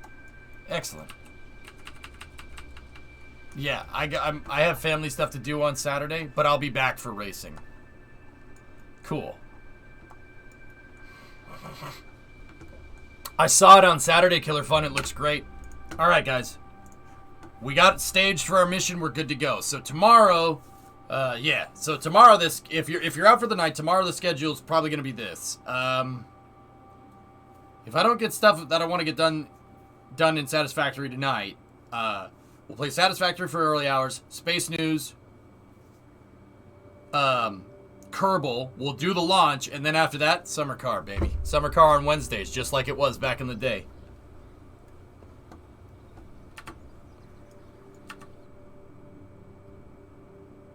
Okay, Ernok. Fine. Cool. So, Elon kind of derailed my Kerbal play, but that's fine. No problem. The other thing is I kind of want to do like an all Kerbal stream tomorrow. Maybe not tomorrow, maybe on Thursday. Because we have a lot of systems tests to finish doing. So, alright, that's going to do it for KSP. I hope you guys enjoyed it. Tomorrow, be here after Space News. I'm going to end... The Starship presentation is at 6:30. That's probably going to take an hour, right? And... 7:30, so Kerbal, 8 o'clock, something like that. So I might play a little bit longer Saturday.